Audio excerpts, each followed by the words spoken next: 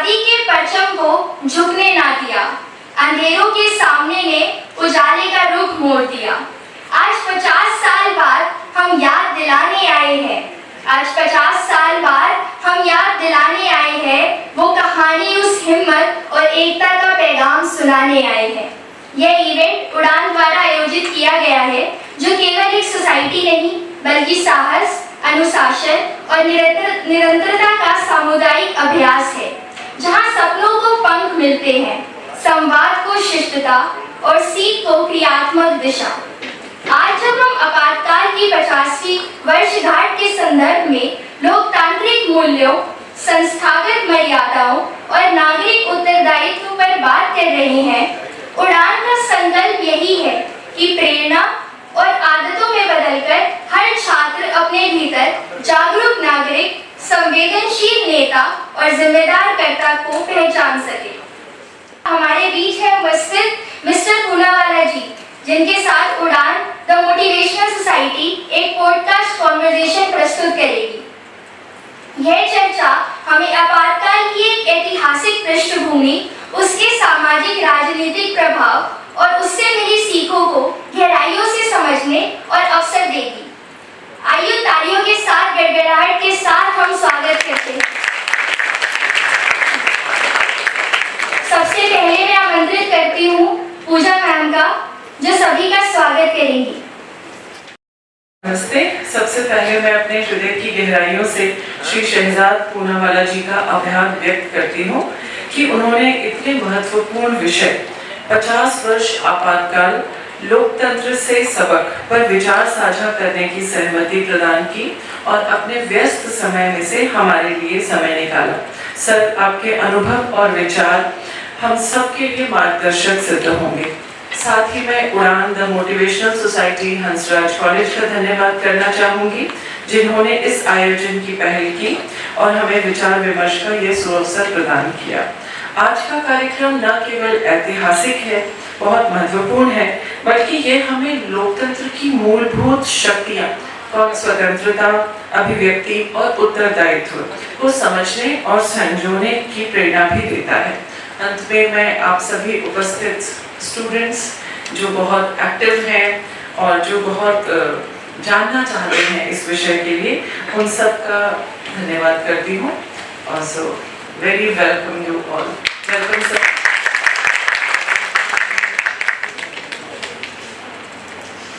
धन्यवाद मैम। अब स्टेज पर मौजूद है हमारे चीफ गेस्ट मिस्टर पूनावाला जी, हमारे सोसाइटी के अध्यक्ष आदर्श सिंह, उपाध्यक्ष हिमांशी, पूजा मैम और विकास सर।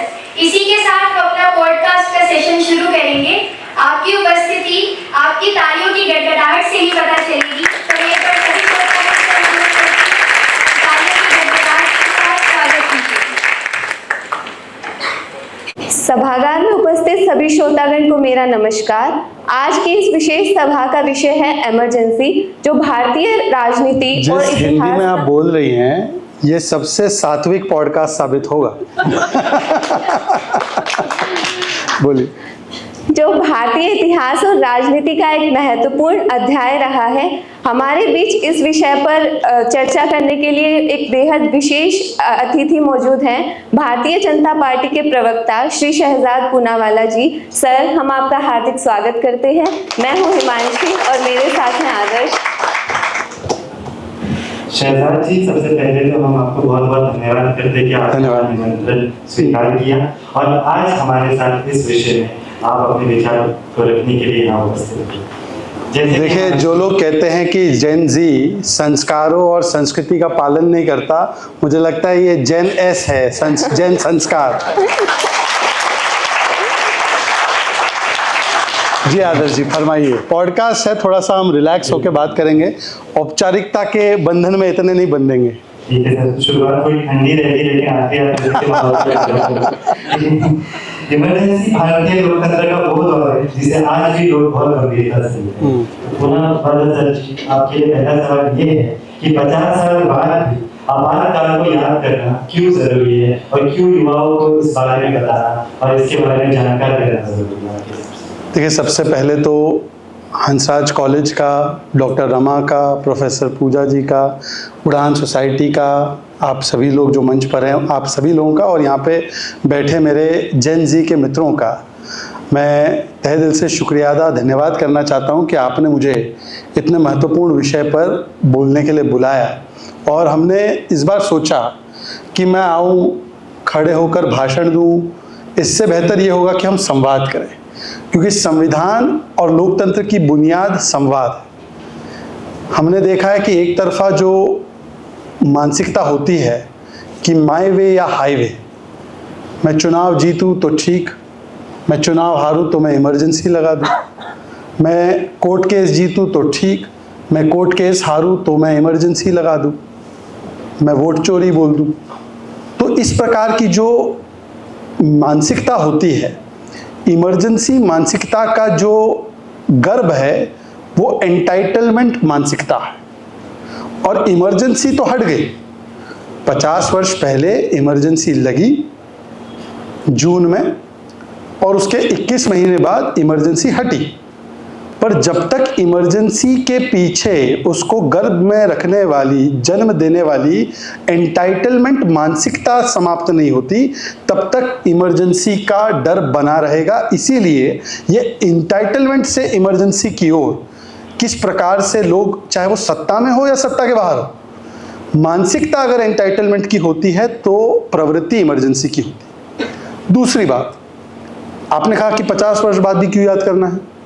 भाई ऐसा सवाल, आप लोगों में से कितने लोगों ने शिंडलर्स लिस्ट मूवी देखी है? शिंडलर्स लिस्ट भाई देखा करो, वो एक पिक्चर देखा करो। शिंडलर्स लिस्ट जो है, यहूदियों के साथ जो नरसंहार हुआ हिटलर के द्वारा जर्मनी में, उस पर यह मूवी स्टीवन स्पीलबर्ग की बनी हुई है। जब कोई स्टीवन स्पीलबर्ग जूस के हॉलोकॉस्ट पे मूवी बनाता है, या आज भी इजराइल में या पूरे देश दुनिया में, यूरोप में भी जहाँ पर नरसंहार हुआ, वहाँ पर यहूदियों के हॉलोकॉस्ट को लेकर एक हम लोग कमेमोरेशन करते हैं कि भाई इतने लाख लोग मारे गए, तो कोई नहीं पूछता कि भाई क्यों आप आज फिल्म बना रहे हो। पर भारत में विचित्र स्थिति ये है कि जहाँ पर संविधान के साथ इतना बड़ा, मैं कहूँगा, खिलवाड़ किया गया, जो संविधान रक्षक अपने आप को बोलते थे वो संविधान भक्षक बने, भारतीय लोगों के, नागरिकों के अधिकार के साथ इतना बड़ा कुकर्म हुआ, लाखों लोगों को जेल में डाल दिया गया, करोड़ लोगों की नर्सबंदियां हुई, मानव अधिकारों का हनन हुआ, तो क्या हम लोगों को इतने काले कालखंड का, इतने ब्लैक चैप्टर का हमेशा रिवीजन नहीं करना चाहिए? एग्जाम के पहले तो रिवीजन होता है, और वो इंग्लिश में भी तो कहावत है कि those who do not learn from history are condemned to repeat it. अच्छा, आपके स्कूल के मोटो में भी इसका एक फलसफा छिपा हुआ है, तमसो मां ज्योतिर्गम। भाई अंधकार का पता होगा तभी तो उजाले का और प्रकाश का महत्व समझेगा। जब तक अंधकार कैसा था वो याद ना रहे तो उजाला और प्रकाश की क्या महत्वता है वो नहीं पता चलती। और एक जी, पूजा जी, एक और बात बता, चाहकर भी आदर्श जी कभी इमरजेंसी नहीं भुला सकते, क्योंकि जिस दिन इनका जन्म हुआ है उसी दिन इमरजेंसी खत्म हुई थी, तो इनका बर्थडे 21 मार्च है, और 21 मार्च 1977 को इमरजेंसी समाप्त हुई। तो सोचिए, आदर्श भी जो है उनके नस नस में आज़ादी और स्वतंत्रता भरी हुई है, तो आप चाहकर भी इमरजेंसी नहीं भूल सकते।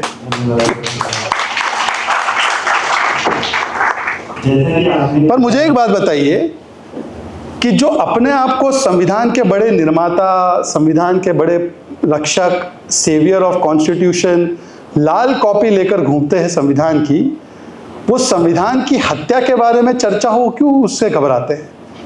जो बोलने और स्वतंत्र, बोलने की आज़ादी और स्वतंत्रता की आज़ादी में आपके भी कैंपस में होंगे ही बहुत बड़े पोस्टर बॉयज और पोस्टर गर्ल है, वो इस पर हम बोले इसके लिए क्यों इतना उत्तेजित हो जाते हैं कि यहाँ पर मत बोलिए, इसके बारे में मत बोलिए।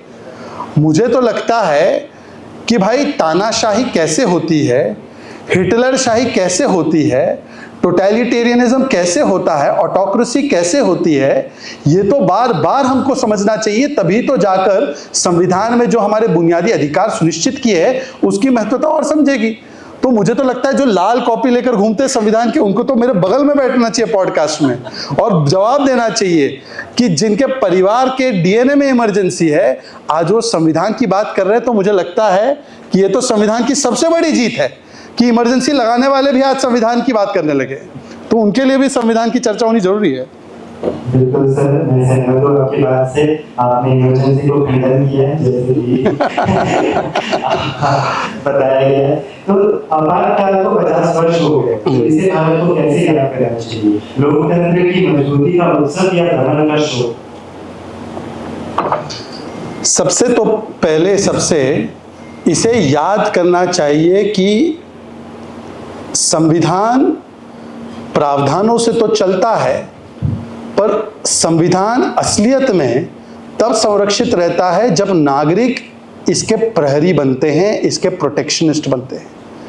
और नागरिक जागरूकता के चलते ही, नागरिकों के इस टोटलिटेरियनिज्म, इस इमरजेंसी को रिजेक्ट करने के चलते ही हमारा संविधान तब भी सुरक्षित रहा। क्योंकि आप देखिए, याद कीजिए कि जब इमरजेंसी लगाई गई तो बहुत सारी संस्थाएं जिससे ये अपेक्षा थी कि ये इसके खिलाफ, इसके विरोध में उतरेगी, इसके विरोध में वो स्टैंड लेगी, उस समय पर जहां पर संस्थाएं कमजोर साबित हुई, उस समय पर भारत के नागरिकों ने और उनका प्रतिनिधित्व करने वाले कुछ ऐसे महान, मैं कह सकता हूं, विभूतियों ने, चाहे वो जेपी हो, चाहे वो उस समय पर अटल बिहारी वाजपेयी जी हो, अडवाणी जी हो, युवा अवस्था में अरुण जेटली जी से लेकर मोदी जी थे, बुजुर्ग भी कई सारे लोग शामिल हुए, और बहुत सारे स्ट्रीम से, चाहे किशोर कुमार हो, देवानंद हो, या अलग अलग स्ट्रीम से जो लोग सिटीजन्स सामने आए और इसका विरोध किया, तो ये नागरिक ताकत का सबसे बड़ा परिचायक है। और इसीलिए मैं इमरजेंसी को, वैसे तो संविधान के साथ क्या खिलवाड़ हुआ उस दृष्टि से तो देख ही सकते हैं कि कैसे संविधान बदला गया, संविधान कुचला गया, संवैधानिक संस्थाओं के साथ खिलवाड़ हुआ, हाइड्रोजन बॉम्ब, न्यूक्लियर बॉम्ब, सब कुछ इंदिरा जी ने उस समय फोड़ दिया हमारी संवैधानिक संस्थाओं पर फिर भी उस हाइड्रोजन बॉम्ब के बाद भी, उस न्यूक्लियर बॉम्ब के बाद भी हमारे देश के नागरिकों ने जिस प्रकार से संविधान की रक्षा की, तो मुझे लगता है कि आज भी संविधान की रक्षा के असली प्रहरी जो है वो नागरिक ही है, और नागरिकों को उससे प्रेरणा लेनी चाहिए। ओके, बिल्कुल सर, हम सहमत हैं आपकी बात से। सर, आप असहमत भी हो सकते हैं। नहीं सर, हम सहमत हैं। सर, कई लोगों का मानना है कि आज भी अलग अलग रूपों में छोटे आपातकाल मौजूद हैं, तो आप इस बात पर क्या कहना चाहेंगे? देखिए, दरअसल वो कहते हैं ना, झांकी रही भावना जैसी, प्रभु मूरत दिखे तिन तैसी। अब जिनके डीएनए में ही है कि इमरजेंसी लगा दी, तो उनको लगता है कि हर जगह ही इमरजेंसी चल रही है, क्योंकि आज तक उनके अंदर कोई परिवर्तन ज़्यादा हुआ नहीं है। उस समय क्या था, आप बहुत छोटे थे, आप तो पैदा ही नहीं, मैं जब पैदा नहीं हुआ तो आप लोग कहाँ से पैदा हुए। उस समय पर कांग्रेस पार्टी के एक राष्ट्रीय अध्यक्ष थे देवकांत बरुआ, और उनका एक स्टेटमेंट बड़ा लेजेंडरी स्टेटमेंट था, आज तक किसी ने अपनी तुलना देश से नहीं की होगी, पर उस समय पर एक स्टेटमेंट दिया गया था कि इमरजेंसी को जस्टिफाई करते हुए कि India is Indira and Indira is India. मतलब कि व्यक्ति ही राष्ट्र है और राष्ट्र ही व्यक्ति है, और इसीलिए अगर व्यक्ति पर खतरा है, व्यक्ति की गद्दी पर खतरा है, क्योंकि उस समय पर इमरजेंसी क्यों आई? इमरजेंसी इसलिए आई क्योंकि 71 में हालांकि सैम मैनेकशॉ और इंडियन आर्म फोर्सेस ने पाकिस्तान के 2 टुकड़े किए थे, पर उसके बाद परिस्थितियां लगातार आर्थिक फ्रंट पर भी, करप्शन के फ्रंट पर भी बहुत बिगड़ने लगी थी, और सेंट्रलाइजेशन ऑफ पावर, करप्शन, ये बहुत बड़े पैमाने पे होने लगा था। उसी बीच में 1975 में 12 जून को इमरजेंसी लगने के कुछ दिन पहले एक कोर्ट का फैसला आया था कि इंदिरा गांधी जी का चुनाव रद्द किया जाता है इलेक्टोरल फ्रॉड के चलते। 14 काउंट्स थे, उसमें से 2 काउंट सही साबित हुए थे कि उन्होंने सरकारी व्यवस्थाओं का और लोगों का दुरुपयोग किया था। इसके चलते इंदिरा जी को सजा मिली, 6 साल के लिए वो चुनाव नहीं लड़ सकती थी, उनका चुनाव रद्द कर दिया गया। तो उसके बाद ये इमरजेंसी लगाई गई, ये तर्क देते हुए इंटरनल डिस्टर्बेंस के आधार पर। आज इंटरनल डिस्टर्बेंस पे आप इमरजेंसी नहीं लगा सकते, पहले इंटरनल डिस्टर्बेंस भी एक ग्राउंड था, अब आर्म्ड रेबेलियन हो सकता है या एक्सटर्नल एग्रेशन हो सकता है। तो उन्होंने ये कहा कि क्योंकि मेरी सीट, मेरी गद्दी चली गई, तो भारत पर खतरा आ गया, विदेशी खतरा आ गया, और इसीलिए आज मैं इमरजेंसी घोषणा कर देती हूं। तो India is Indira, Indira is India वाली मानसिकता आज भी वही है। आज भी इंदिरा जी के जो राजनीतिक परिवार से है, उनको लगता है कि यदि लोकतांत्रिक व्यवस्था से वो जीते नहीं तो लोकतांत्रिक ढांचा जो है उसमें गड़बड़ है। मतलब आज भी वो परिवार तंत्र को लोकतंत्र के ऊपर मानते हैं। मेरा परिवार अगर चुनाव जीते तब तो लोकतंत्र ठीक चल रहा है, मेरा परिवार अगर केस जीते तब तो लोकतांत्रिक और जुडिशरी न्यायपालिका ठीक चल रही है, और अगर मेरा परिवार हारे तो लोकतंत्र पे खतरा है। इस मानसिकता से ग्रसित होकर जब परिवार तंत्र पर खतरा मंडराता है तो उनको लोकतंत्र पर खतरा नजर आता है। और इसीलिए आप देखिए कि आज भी वही प्रवृत्ति है कि हर जगह पर भारत की लोकतांत्रिक संस्थाओं के खिलाफ, एक डेमोक्रेटिक संस्थाओं के खिलाफ डेफिसिट और ट्रस्ट डेफिसिट पैदा करना। अब जहां तक मिनी इमरजेंसी, मुझे बताइए ये मिनी इमरजेंसी क्या होती है? मतलब तर्क के आधार पर भी देखा जाए, ये थोड़ी थोड़ी इमरजेंसी चलती है क्या?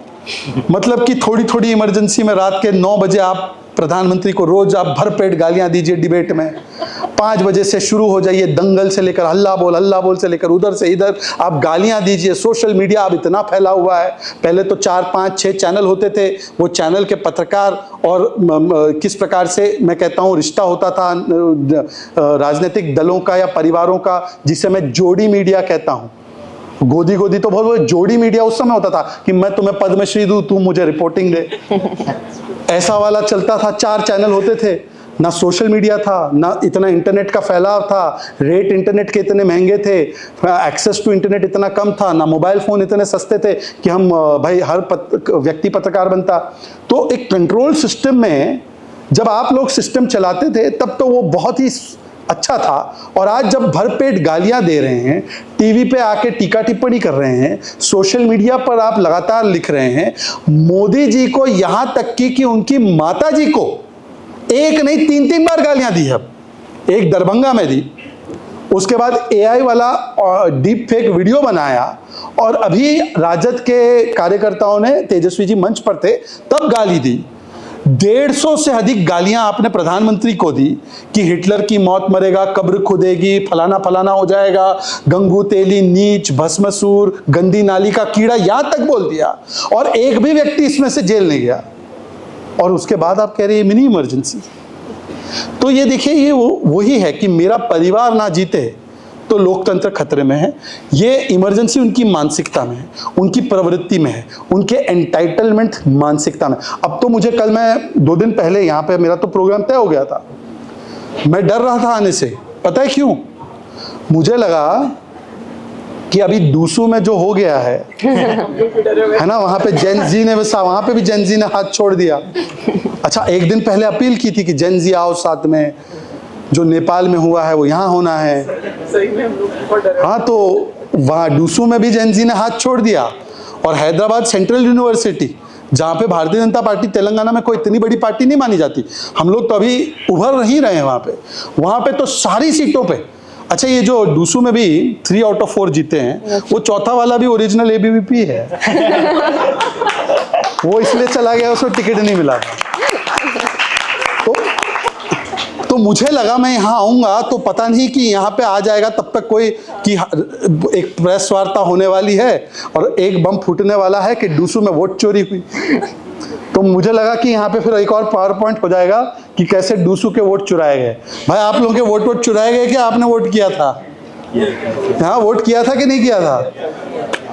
चलिए, तो मुझे लगा कि यहाँ पे मिनी वोट चोरी। सर, हमारे क्वेश्चन आंसर्स में मैक्सिमम क्वेश्चंस यही थे कि वोट चोरी हुई है, उस पे आपका क्या कहना है?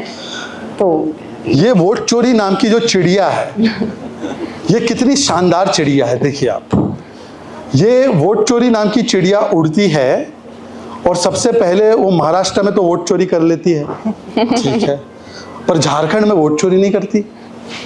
गजब है। फिर झारखंड में वोट चोरी नहीं होता, पर वो थोड़ा सा ऊपर जाती है, हरियाणा में वोट चोरी हो जाता है, पर उससे थोड़ा ऊपर जम्मू कश्मीर में वोट चोरी नहीं करती। फिर दक्षिण में आती है तो कर्नाटका तेलंगाना दोनों स्किप कर देती है। ये गजब की वोट चोरी है भाई। ये मतलब सीमाओं के पार ही नहीं, यहाँ पे वोट चोरी नहीं हुआ, वहाँ पे हुआ नहीं, वहाँ पे नहीं हुआ, यहाँ पे हुआ। अच्छा, वोट चोरी से पहले ये लोग पहले बोलते थे ईवीएम गड़बड़ है, ईवीएम गड़बड़ है बोलते थे। Yes sir. अच्छा, ईवीएम गड़बड़ ही था तो वोट चोरी रोल में करने की क्या जरूरत थी? लॉजिकली मैं बात कर रहा हूँ, अगर ईवीएम ही तो या तो वो आरोप गलत था कि ईवीएम कोई गड़बड़ नहीं था, और इस पे 41 फैसले आए कि वो ईवीएम बिल्कुल ठीक है। पर उसके बाद क्योंकि ईवीएम पर दाल नहीं गली, महाराष्ट्र हार गए, हरियाणा हार गए, तो इसी बहाना है, परिवार को बचाना है, बिहार में जो होने वाला उसका अंदाजा पहले से लग जाना है, इसीलिए एलिबाई बनाना है। तो ये एलिबाई बनाने वाली जो है पूरी एक प्रक्रिया है कि भाई अपना दोष किसी और पे मढ़ो। तो ताउम्र राहुल गांधी और उनकी पार्टी यही गलती करती रही कि धूल चेहरे पे थी, राहुल गांधी और कांग्रेस पार्टी आईना साफ करते थे, या यूं कहे कि गलती बेटा में था, ये लोग डेटा को गाली देते रहे। अब बेटा सुधारो, डेटा के पीछे पड़ गए हो। पर मुझे इसकी बात ये समझ में नहीं आता। महाराष्ट्र का उदाहरण स्पेसिफिक लेते, महाराष्ट्र में राहुल जी ने पहले आरोप लगाया कि महाराष्ट्र में वोट चोरी, तो महाराष्ट्र में वोट चोरी हुई तो पूछा गया उनसे कि राहुल जी वोट कैसे चोरी हुए? वोट बढ़ा दिया आपने, कितने वोट बढ़ाए? एक दिन राहुल जी बोले 1 करोड़, अगले दिन बोले 70 लाख, पत्र लिखा तो उसमें बोला 40 लाख। अब कहना क्या चाहते हो भाई? कितने वोट बढ़े? एक तो आंकड़ा दो, वो मीम है ना, कहना क्या चाहते हो बताओ तो। और फिर सुप्रीम कोर्ट में मामला गया, हाई कोर्ट के बाद सुप्रीम कोर्ट में। सुप्रीम कोर्ट में जब मामला गया तो कोई वोट चोरी कुछ नहीं हुआ है, सब कुछ बिल्कुल ठीक है, पीआईएल डिसमिस। और फिर अभी 2-4 दिन पहले मद्रास हाई कोर्ट में राहुल जी का जो पावर पॉइंट प्रेजेंटेशन था वो भी सारा कुछ समेट वमेट के लोग गए और वहां पे भी पीआईएल डाली, और पीआईएल डाली तो वो कॉस्ट के साथ रिजेक्ट हो गई। हरियाणा में बोलते कि वोट चोरी हुआ, उन्हीं की नेत्री है कुमारी शैलजा, दलित अनुसूचित जाति से आती। उन्होंने कहा कोई वोट चोरी नहीं हुआ है, ये हम हारे चुना, ये हुड्डा जी की वजह से हारे, हुड्डा जी जिम्मेदार है। आप ही के नेता आपकी बातों पर भरोसा करने के लिए तैयार नहीं। अच्छा, झारखंड में हुआ कि नहीं हुआ? झारखंड वाले उनके जेएमएम बोलते नहीं यहाँ पे तो ठीक था। और फिर जम्मू कश्मीर वाले उमर अब्दुल्ला साहब भी बोलते कि यार ये बचकाने आरोप लगाना बंद कर देना चाहिए। अच्छा, लास्ट पॉइंट, आप लोग सब सोशल मीडिया में जुड़े हुए, इनका मूल आरोप आजकल जो लग रहा है, जो पावर पॉइंट 1, 2, 3, हाइड्रोजन 1, न्यूक्लियर 1, ये सब जो फट रहा है रोज बम, इनका मेन आरोप यह है कि 24 के चुनाव प्रधानमंत्री मोदी वोट चोरी से जीते। अच्छा, अभी बोल रहे हैं कि वोट हमने हटा दिए, महाराष्ट्र में था वोट बढ़ा दिए, अब बोल रहे कि वोट डिलीट किए। ठीक है, अब चेंज हो गया, वो ईवीएम छोड़ दिया, फिर वोट बढ़ाए छोड़ दिया, अब वोट घटाए। ठीक है, महाराष्ट्र में अगर वोट चोरी हुए थे, 14 में इनकी सरकार थी, जब चुनाव हुए, आम चुनाव इनकी सरकार थी, तब भारतीय जनता पार्टी को 282 मिले, ये 44 पे आ गए। आज 2024 में जब चुनाव हुए तब भारतीय जनता पार्टी 240 पे आई, ये 99 पे गए। और 99 पे जाने के बाद आपको ऐतिहासिक सेलिब्रेशन का वीडियो याद है कि नहीं? याद है वो? Yes sir. तो सेलिब्रेट किस बात का कर रहे थे? अगर आपको लग रहा था कि आपके साथ धोखा हुआ है तो 24 में तो आप सेलिब्रेट कर रहे थे, आपको यकीन नहीं था कि 99 आएगी। और जब 99 आई तब बोलने लगे मोदी जी को देखो सबक सिखा दिया, जनता ने सबक सिखा दिया। और 1 साल बाद याद आया कि नहीं, जनता ने नहीं सबक सिखाया, तो वोट चोरी हो गया। हम भी कितने बेवकूफ है भाई, हम वोट चोरी किए पर इतने वोट नहीं चुराए जितने कि, अब देखो ये कांग्रेस वाले इसका आधा क्लिप काटेंगे, मुझे पता है, तो मैं इसीलिए बीच में डिस्क्लेमर डाल रहा हूँ, ये उदाहरण दे रहा हूँ, मैं बात नहीं कर रहा हूँ कि मैं ऐसा हुआ। ये लोग तो वही है, क्लिप कटिंग एक्सपर्ट है।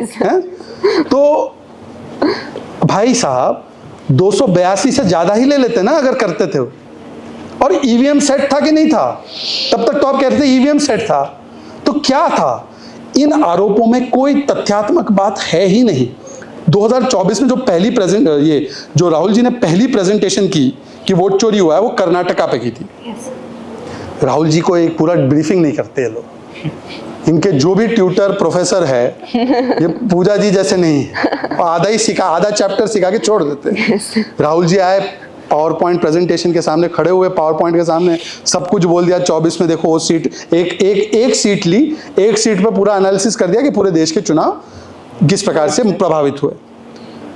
राहुल जी से उन्हीं के एक नेता ने बोला, राजन्ना जी, ट्राइबल समाज से आते हैं, उन्होंने बोला, राजन्ना जी ने बोला कि राहुल जी एक छोटी गड़बड़ ये हो गई कि 23 में विधानसभा हम जीत गए, 23 के बाद 24 में जब लोकसभा के चुनाव आए तो कर्नाटका में राज्य की व्यवस्था हमारे हाथ में थी, तो जो बीएलए तो हमारी पार्टी के है ही, पर बीएलओ भी जो होते हैं, चुनाव आयोग कोई वो मार्स या जुपिटर या वीनस या रोम से तो नहीं ला रहा, ये सब यहीं से हमारी स्टेट के अधिकारी है।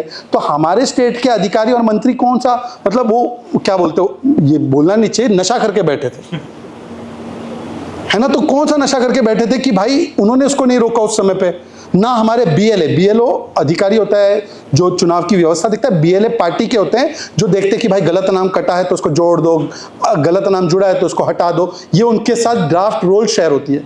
वो बीएलए भी क्या कर रहे थे, बीएलओ भी क्या कर रहे थे। अगले दिन राहुल जी ने फोन उठाया और राहुल जी ने बोला, खड़गे जी के तो वैसे ही कोई नहीं सुनता, राहुल जी ने डायरेक्टली फोन करके सिद्धरामैया जी से कहा, चीफ मिनिस्टर से कहा कि ट्राइबल मंत्री को तुरंत हटाओ। तो सिद्धरामैया जी ने बोला, रेजिग्नेशन ले लूं ना, रेजिग्नेशन नहीं लेना है, संदेश देना है कि हमने हटा दिया। ये तो इनकी डेमोक्रेसी चल रही है भाई। पार्टी में लोकतंत्र स्थापित नहीं कर पा रहे हैं और दूसरी जगह लोकतंत्र की बड़ी बड़ी बातें कर रहे हैं। परिवार में लोकतंत्र स्थापित नहीं कर पा रहे और पूरे जगह लोकतंत्र का ज्ञान फैला रहे हैं। और मैं आपको बोलूं भाइयों बहनों बच्चों, सबसे पहले वोट चोरी का और ये जो बोलते हैं ना इमरजेंसी का, सबसे पहले कोई भुक्तभोगी है तो तुम्हारा भाई है। मैं एक समय में कांग्रेस में था, ठीक है, हमने कांग्रेस में जब था तब मैंने 2017 में सो कॉल्ड चुनाव हो रहे थे कांग्रेस पार्टी में। वो चुनाव तो नहीं थे, वो ताजपोशी थी। आपने देखा ना मुगल सल्तनत में भी होता था। Yes sir. हाँ, वो अपने बेटे को बनाते थे, अकबर ने अपने बेटे को, आगे वैसे ही वो चल रहा था। नाम दे रहे थे चुनाव का, तो मैंने बोला चुनाव कहाँ से हो रहा है भाई, चुनाव हो रहा है तो मैं भी कंटेस्ट कर लेता हूँ, जरा इलेक्टोरल रोल अपनी दिखाना, कहाँ से ये चुनाव के लिए तैयार किए गए डेलीगेट। तो तुरंत मुझे अगले दिन पार्टी से ही निकाल दिया। भाई इमरजेंसी और वोट चोरी तो यहाँ पे है, तो कांग्रेस तो इमरजेंसी की भी और वोट चोरी की भी जननी है। और बताओ, जो खुद महाचोर है, जमीन चोर है, चारा चोर है, नल चोर है, लैंड चोर है, गलत नहीं सुनना समझना, लैंड चोर है, ये सारे चोर मिलके अब संवैधानिक संस्था को बोल रहे तुमने चोरी की। तो मुझे लगता है कि ये तो यही है ना कि भाई वो क्या बोलते हैं जेनजी की भाषा में कि यार ये तो डिलुलू है। यस है ना, ये डिलुलू है। Yes. और ये कोई क्यूटू नहीं है, ये डिलुलू है। धन्यवाद सर। तो सर मेरा अगला प्रश्न है कि इमरजेंसी के टाइम सुप्रीम कोर्ट ने भी सरकार की तरफ रुझान दिखाया था, तो क्या आप इसे जुडिशरी का ब्लैक स्पॉट मानते हैं?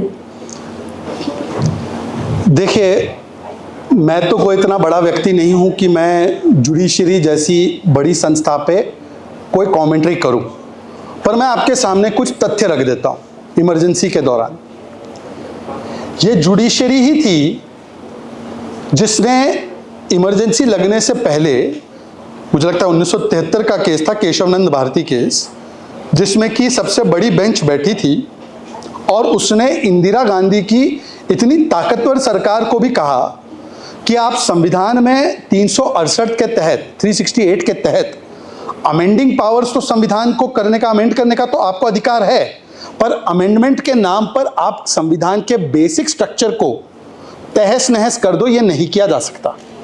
ये संविधानिक पीठ ने कहा सुप्रीम कोर्ट की। तो सुप्रीम कोर्ट ने उस समय पर एक स्ट्रॉन्ग स्टैंड लिया। जैसे मैंने आपको बताया कि 12 जून 1975 में पहली बार इंदिरा गांधी प्रधानमंत्री, उनको कोर्ट बुलाना, उनकी सुनवाई हुई, उनके गवाही हुई और उसके बाद उनको सजा की, और वो भी एक लोअर कोर्ट ने किया। तो ये भी जुडिशरी के हक में जाएगा कि जुडिशरी ने उतनी ताकत, दमखम दिखाया। जिस जुडिशरी के ऊपर आप बोल रही है, जो जिसको हम कहते हैं एडीएम जबलपुर केस, उसमें हालांकि जजेस थे जिन्होंने ये सपोर्ट किया स्टैंड, जो आज हो ही नहीं सकता क्योंकि उस व्यवस्था को हमने बंद कर दिया है कि आर्टिकल 21 हमारे fundamental rights, right of life and liberty, ये सस्पेंड किए जा सकते हैं सरकार के द्वारा जब इमरजेंसी हो। ये सुप्रीम कोर्ट के कई जजेस ने इसको सपोर्ट किया और वो उस समय पर उसको अपहोल्ड किया। पर उनमें से भी एक जज थे हंसराज खन्ना, HR खन्ना, हंसराज ही था उनका नाम, तो हंसराज ही था, देखो हंसराज का वहाँ पे भी रोल था। तो हंसराज खन्ना, HR खन्ना ने स्टैंड लिया कि ये नहीं किया जा सकता, और इसके लिए उस जज को भुगतना पड़ा, क्योंकि पहली बार जुडिशरी में सुपरसीडिंग करके जिस व्यक्ति ने फेवर में जजमेंट दिया था AN रे ने, उनको चीफ जस्टिस बनाया गया, फिर उनके बाद भी कुछ और लोगों को चीफ जस्टिस बनाया गया, पर इनको इग्नोर किया गया। पर कालखंड कैसे चक्र घूमता है, काल का चक्र कैसे घूमता है कि इसी HR खन्ना के भतीजे ने अब न्यायपालिका के सर्वोच्च पद पर चीफ जस्टिस ऑफ इंडिया के रूप में संजीव खन्ना ने शपथ ली, और उसमें पता है राहुल गांधी, हालांकि नेता प्रतिपक्ष रहना चाहिए, नेता प्रतिपक्ष गायब रहे। तो काल चक्र भी कैसे घूमता है। तो देखो जुडिशरी ने कई ऐसी चीजें भी की जिस पर आप ये सवाल कर सकते हैं कि भाई क्या जुडिशरी ने अपना रोल निभाया, क्या इन इंस्टीट्यूशंस ने अपना रोल निभाया। और ये भी कहा जा सकता है कि जुडिशरी ने एक ताकत दिखाई, तभी इंदिरा जी ने इस प्रकार की इमरजेंसी लगाई। तो देखने के दोनों नजरिए मुझे लगता है वैलिड है।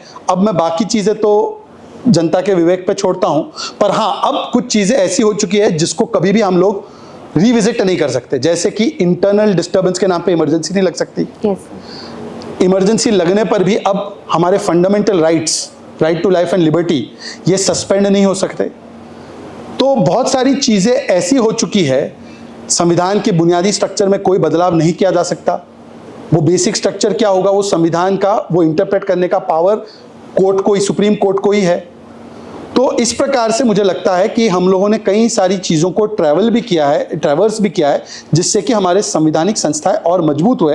पर हाँ, संवैधानिक संस्थाएं खास करके इलेक्शन कमीशन और जुडिशरी, इनके पास कोई तलवार या हथियार या पैसा नहीं होता। जैसे एग्जीक्यूटिव के पास क्या होता है कि power of arm forces, power of police, power of paramilitary, government के पास ट्रेजरी होती है। संवैधानिक संस्थाएं जो इलेक्शन कमीशन और जुडिशरी होती है, उनके पास केवल अपना एक स्टैचर, एक हायर पेडेस्टल पे उनको रखते हैं, इसलिए कंटेम्प्ट ऑफ जुडिशरी भी, कंटेम्प्ट ऑफ कोर्ट भी पनिशेबल ऑफेंस होता है। पर जब आप उसके इस हायर स्टैचर को ही रोज स्पिट एंड रन वाले या हिट एंड रन वाले एलिगेशन से तार करोगे, तो दरअसल संवैधानिक संस्थाओं की जो नींव है उस पर आज भी आप हाइड्रोजन बॉम्ब लगा के उड़ाने का प्रयास कर रहे हैं, क्योंकि इनके पास ना पब्लिक डोमेन में आके जवाब देने का अवसर होता है, और इनकी अगर क्रेडिबिलिटी जीरो हो जाए, जैसे हम देख रहे हैं ना बगल के देशों में क्या हुआ, आप एक आरोप लगाओ, आरोप का प्रमाण मत दो, डेमोक्रेटिकली चुनी हुई सरकार को डिस्टेबलाइज करने के लिए एक ट्रस्ट डेफिसिट क्रिएट करो, मन में बीज बो दो, फिर वो मन में बीज बोने के बाद आप बोलो कि अब देखो वो कहाँ पे भी उपाय नहीं मिल रहा है, सड़कों पे आना होगा, और सड़कों पे आएंगे तो हिंसा करनी होगी। इसीलिए आम्बेडकर जी ने जब संविधान सभा ने संविधान दिया हमें, तो आम्बेडकर जी ने तो यहाँ तक कहा, और आप चेक कर लेना कि even the protest of Mahatma Gandhi ji का तो प्रोटेस्ट अहिंसात्मक, महात्मा गांधी जी का जो सिविल डिसोबीडियंस से लेकर बाकी, उसको भी आम्बेडकर जी ने ग्रामर ऑफ अनार्की कहा। बाकी हिंसात्मक प्रदर्शन तो छोड़ दो, अहिंसात्मक प्रदर्शन जो महात्मा गांधी का था उसको बाबा साहेब आम्बेडकर जी, संविधान निर्माता, हमारे जिनको हम मानते फादर ऑफ द कॉन्स्टिट्यूशन, उन्होंने कहा कि this would be the grammar of anarchy in a country which is run by rule of law. अब आप समझ लीजिए इससे कि किस दिशा में जाने का प्रयास कुछ लोग करवाने की कोशिश कर रहे हैं। पर मुझे बड़ी खुशी हुई कि जेन जी इनके झांसे में नहीं आ रहा है, तो कुल मिला के इनके पास केवल जेन डी, जनरेशन डायनेस्टी बचा हुआ है। मेरे सवाल कुछ और थे, लेकिन आपके बातों से निष्कर्ष ये निकला कि जो आज भारत जोड़ो यात्रा कर रहे हैं, एक समय में भारत जोड़ने ही नहीं दे रहे थे। ने पूछे इनसे कि भारत तोड़ा किसने पहले, जब टुकड़े हुए भारत के, विभाजन हुआ, जिसकी भी हम विभीषिका जब मनाते हैं, और विभाजन के पीछे किस प्रकार की प्रवृत्ति और किस प्रकार के खलनायक उसके लिए जिम्मेदार थे, उसका पाठ अगर इतिहास की किताबों में आता है, भाई जो लोग औरंगजेब के बारे में पढ़ने के लिए ललाहित है, उनको ये समस्या हो रही है कि भाई उस समय पर भारत का विभाजन के जो खलनायक हैं उनकी क्या भूमिका रही, वो मना पढ़ो। इमरजेंसी में कौन खलनायक रहा वो नहीं पढ़ना। हाँ, पर जिन लोगों ने आक्रांता बन के वो आए और देश को लूटा, उनके बारे में पढ़ना है तो वो किस प्रकार की रिएक्शन देते। तो ये भारत तोड़ा किसने, पहले उसको पूछिए कि भारत तोड़ा किसने। और भारत जोड़ना है तो बताइए ना, कि भारत जोड़ना है तो आप बताइए कि किस प्रकार से आपके जो नैरेटिव्स होते हैं, कभी भाषा में, कभी जाति पर, कभी मजहब पर, बांटने की बात करने वाले जोड़ने की बात कर रहे हैं। जी लोग नायक प्रकाश जी ने दिक्कत जी कराएंगे कि सिंहासन छोड़ो कि जनता आ रही है, तो आपको क्या लगता है लोकतंत्र की रक्षा में कलम ज्यादा मजबूत है या सड़क पे उतरना? देखिए, लोकतंत्र की रक्षा के लिए जागरूक नागरिक सबसे ज्यादा जरूरी है। जागरूक नागरिक जब होता है, जिसको अंग्रेजी में कहते हैं कि the price of liberty is constant vigil. जब आप जागरूक होते हैं और अपनी जागरूकता से, अपनी अवेयरनेस से, जो नागरिक के पास वोट का अधिकार है, उस वोट के अधिकार के माध्यम से आप किसी भी गलत चल रही चीज को बदलते हैं, तो संवैधानिक तरीका तो हमारे देश में यही तय हुआ है कि हम वोट के माध्यम से, और हर एक के पास एक वोट का अधिकार है। हाँ, ये जरूर है कि आज जब आप कह रहे थे कि मैं वोट बैंक बनाकर कुछ लोगों को एक कर दूंगा और बाकी लोगों में विभाजन करके चुनाव जीतूंगा, पर जब लोग इस प्रकार की राजनीति को रिजेक्ट करते हुए, भारत प्रथम को रखते हुए वोट करते हैं, तो आप फिर उनके विवेक पर ही सवाल खड़े कर देते हैं। किसी भी सिविलाइज्ड डेमोक्रेसी में जो रूल ऑफ लॉ से गवर्नड है, और खास करके हमारी संवैधानिक प्रक्रिया में, सड़कों पर उतरकर अपनी मांगों को अहिंसात्मक तरीके से तो रखने का पूरा अधिकार है, पर हमारी वो व्यवस्था नहीं है जहां पर सड़कों पर उतरकर आप व्यवस्था को पलटाने के लिए, तख्ता पलट करने के लिए, या आप जो कहते हैं ना, कुछ लोग अब देख सकते हैं, नक्सलियों का तो वही था सोच कि हम बैलेट को नहीं बुलेट को मानते हैं, democracy through the barrel of the gun.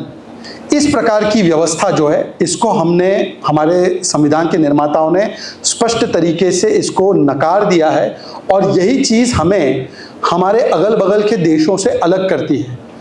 अगल बगल के देशों में लोकतांत्रिक प्रक्रिया और लोकतांत्रिक संस्थाएं कमजोर हुई है, क्योंकि वहाँ पर वोट नहीं, वहाँ पर power of the street, veto power of the street ज़्यादा प्रभावी रहा। यहाँ पर वोट ज़रूरी है, वीटो नहीं, और ये वोट के माध्यम से देश और संविधान की व्यवस्था चलती है, वीटो से नहीं, माई वे और हाईवे से नहीं। ओके सर, तो सर हमें जो हिस्ट्री की बुक्स में पढ़ाया गया है 11th-12th तक, उससे हमें ये देखने को मिलता है कि संविधान जितना कागज पर मजबूत दिखता है उतना है नहीं। तो आपको क्या लगता है कि हिस्ट्री की जो हमारी बुक्स हैं वो हमें सही इमेज दिखाती हैं? हमारे हिस्ट्री के टीचर विकास सर भी आप ही है, हिस्ट्री के प्रोफेसर साहब भी हिस्ट्री टीचर भी है यहाँ पे। देखिए, एक कहावत है कि history is always written from the perspective of the victors, और जो हिस्ट्री को कंट्रोल करता है वो फ्यूचर को कंट्रोल करता है। कांग्रेस पार्टी जब उनकी सरकार बनी, तो उन्होंने जिस प्रकार से, जिस दृष्टिकोण से इतिहास के अंदर चीज़ों को इंक्लूड किया, मैं आपके विवेक पे छोड़ता हूँ, मैं केवल फैक्ट्स आपके सामने रखता हूँ। आप लोगों में से अगर मैं किसी को भी उठा दूँ यहाँ पर, किसी को भी यहाँ पे उठा दूँ, किसी को भी उठा दूँ, और मैं उनसे कहूँ कि भाई 4 मुगल बादशाहों के नाम आप मुझे बताओ, कोई बता पाएगा 4 मुगल बादशाहों के नाम? हाँ, रेड टी शर्ट, 4 बता दिए। मुगलों का शासन कितने साल रहा हिस्ट्री सर? 300 साल। अहोम का कितने साल रहा? अहोम डायनेस्टी का 500-600 साल मुगलों को हराया। Mister red T shirt, Ahom dynasty के 4 राजाओं के नाम बताना। एक बता पाए, और वो तो मुझे पता है, वो भी इसलिए पता है आपको क्योंकि प्रधानमंत्री मोदी जी ने और हिमंता बिस्वा शर्मा जी ने उनकी 400वीं जन्म जयंती के अवसर पर दिल्ली में कार्यक्रम किया, तो आप लचित बरफुखान जानते हैं। उसके अलावा समाप्त। चलिए, हम लोगों को ये पता है कि भाई अकबर का बाप कौन था, शाहजहां का बाप कौन था, औरंगजेब का बाप कौन था। अब मैं पूछना चाहता हूं, प्रभु श्री राम के पिताजी का नाम तो पता है सबको, उनके पिताजी का नाम पता है? हम अपने आदर्शों के बारे में कुछ नहीं जानते, और जिन लोगों ने आक्रांता बनकर इस देश पर, इस देश के संसाधनों पर हमला किया, और मैं इसको धर्म के चश्मे से, मजहब के चश्मे से मत देखिए। औरंगजेब या मुगल कोई है, वो मुसलमानों के रिप्रेजेंटेटिव नहीं थे। ब्रिटिशर्स को कोई क्रिश्चियन जाके वो पार्लियामेंट की बिल्डिंग को देखकर नहीं बोलता कि भाई मेरे बाप दादा ने बनाया। आपने देखा है कभी कोई क्रिश्चियन बोले कि देखो ये तो ये गेटवे ऑफ इंडिया, ये तो हमारे बाप दादा ने बनाया? नहीं, कोई नहीं बोलता। मुगल आए, उन्होंने शासन किया, राज किया, कुछ अच्छी चीजें की होंगी, बहुत सारी बुरी चीजें भी की, उसका ऑब्जेक्टिवली एनालिसिस होना चाहिए। पर आप एक का तो महिमा मंडन करते हैं, बिना तथ्यों के लिखते हैं कि भाई यहां पे मंदिर बना दिए, जबकि इसका कोई प्रमाण नहीं है। आरटीआई पे मांगा जाता है तो बता नहीं पाते। और दूसरी जगह जो भारत की जो इंडिक सिविलाइजेशन है, उसको आप पन्नों से गायब कर देते। छत्रपति शिवाजी महाराज हो, या वीर सावरकर जी हो, या बिरसा मुंडा जी हो, या लचित बोरफुखान हो, या हमारे चोला डायनेस्टी हो, किसी के बारे में उतने व्यापकता से नहीं पढ़ाया जाता है। और जो भारत की कंटेम्प्रेरी हिस्ट्री के भी अहम और महत्वपूर्ण पड़ाव है राजनीतिक दृष्टिकोण से, उसके बारे में खुले तौर पर कोई चर्चा या पढ़ाया नहीं जाता है। वरना आप मुझे बताइए कि इमरजेंसी के बारे में कितनों ने पढ़ा है? और क्या संविधान पे इतनी बड़ी चोट, जो मुझे लगता है कि सबसे गहरी चोट थी संविधान पर, उसके बारे में नहीं पढ़ाया जाना चाहिए? तो ये एक तरफा एक लेंस लगाकर वोट बैंक और पॉलिटिकल इंटरेस्ट के हिसाब से हिस्ट्री को सिखाना, ये बहुत गलत है। और इसीलिए आज हिस्ट्री को बदला नहीं जा रहा। जो नहीं बताया गया, जो छूट गया था, जो डेलिबरेटली अंडरप्ले किया गया था, अंडरमाइन किया गया था, उसको केवल बताया जा रहा है। मैं लास्ट में इसमें एक एग्जांपल देना चाहता हूं, हमारी सोच और बाकियों की सोच में कितना अंतर है। इससे पहले की जो सरकारें थी, वो क्या म्यूजियम बनाती थी? इंदिरा म्यूजियम बनाइए, राजीव का म्यूजियम बनाइए, अपने कालखंड में अपने आप को भारत रत्न दीजिए, नेहरू मेमोरियल बनाइए। हमारे प्रधानमंत्री जी है, इन्होंने एक म्यूजियम बनाया तो सभी देश के प्रधानमंत्रियों के लिए प्रधानमंत्री संग्रहालय बना दिया, जिसमें कि भाई मुझे बताइए, देवेगौड़ा जी का कोई योगदान नहीं है क्या? आई.के. गुजराल जी का कोई योगदान नहीं है क्या? चंद्रशेखर जी का कोई योगदान नहीं है क्या? अरे अपने नरसिम्हा राव जी का तो योगदान मानो भाई। नरसिम्हा राव जी के तो अंतिम समय पर उनके शव को 24 अकबर रोड के दफ्तर में घुसने तक नहीं दिया। इनको हमसे नहीं, इनको हिस्ट्री के महानायकों से नहीं, इनको तो अपनी पार्टी में नॉन पारिवारिक यशस्वी लोगों से दिक्कत है भाई। एंटाइटलमेंट मानसिकता, मैं ही हूं सब कुछ, हम में है दम, बाकी सब पानी कम। तो ये मानसिकता के चलते अब देखो, सरदार पटेल की इतनी बड़ी प्रतिमा बनाई 182 मीटर की, आज तक कितनी इतनी बड़ी प्रतिमा पूरी दुनिया में किसी की नहीं है। सरदार पटेल कोई भाजपाई तो थे नहीं, हमने फिर भी प्रतिमा बनाई, उनका सम्मान किया। सरदार पटेल का जन्म दिवस कब है? आपको पता है कि 31 अक्टूबर को एक और घटना हुई? बताओ, रेड टी शर्ट, तुम्हें सारे आंसर पता है, तुम ही बता दो। क्योंकि हमारी देश की बहुत ही ताकतवर, मजबूत और सम्मानित प्रधानमंत्री इंदिरा जी की दुर्भाग्यपूर्ण हत्या उस समय पर 31 अक्टूबर को हो गई। इसके चलते कांग्रेसियों ने कभी 31 अक्टूबर पे हमारे सरदार पटेल आयरन मैन का जन्मदिन है उसको कभी नहीं मनाया। इतनी सारी रियासतों को एक करके उन्होंने देश को अखंड किया, एक जोड़ा, उसके बारे में एक चर्चा नहीं की। चर्चा केवल किसकी हुई? जो परिवार से है। तो यही अंतर है सोच में, और इसी के चलते जिनका योगदान आज तक छिपा हुआ है या हटाया गया है या बताया नहीं गया, उनको देना, उनका योगदान स्मरण करना, ये मुझे लगता है बहुत इंपॉर्टेंट है। धन्यवाद सर। सर, मेरा अगला सवाल है कि इमरजेंसी के दौरान इंदिरा गांधी के नेतृत्व को आप कैसे देखते हैं? क्या वो एक अधिनायकवादी कदम था या लोकतंत्र की मजबूरी थी?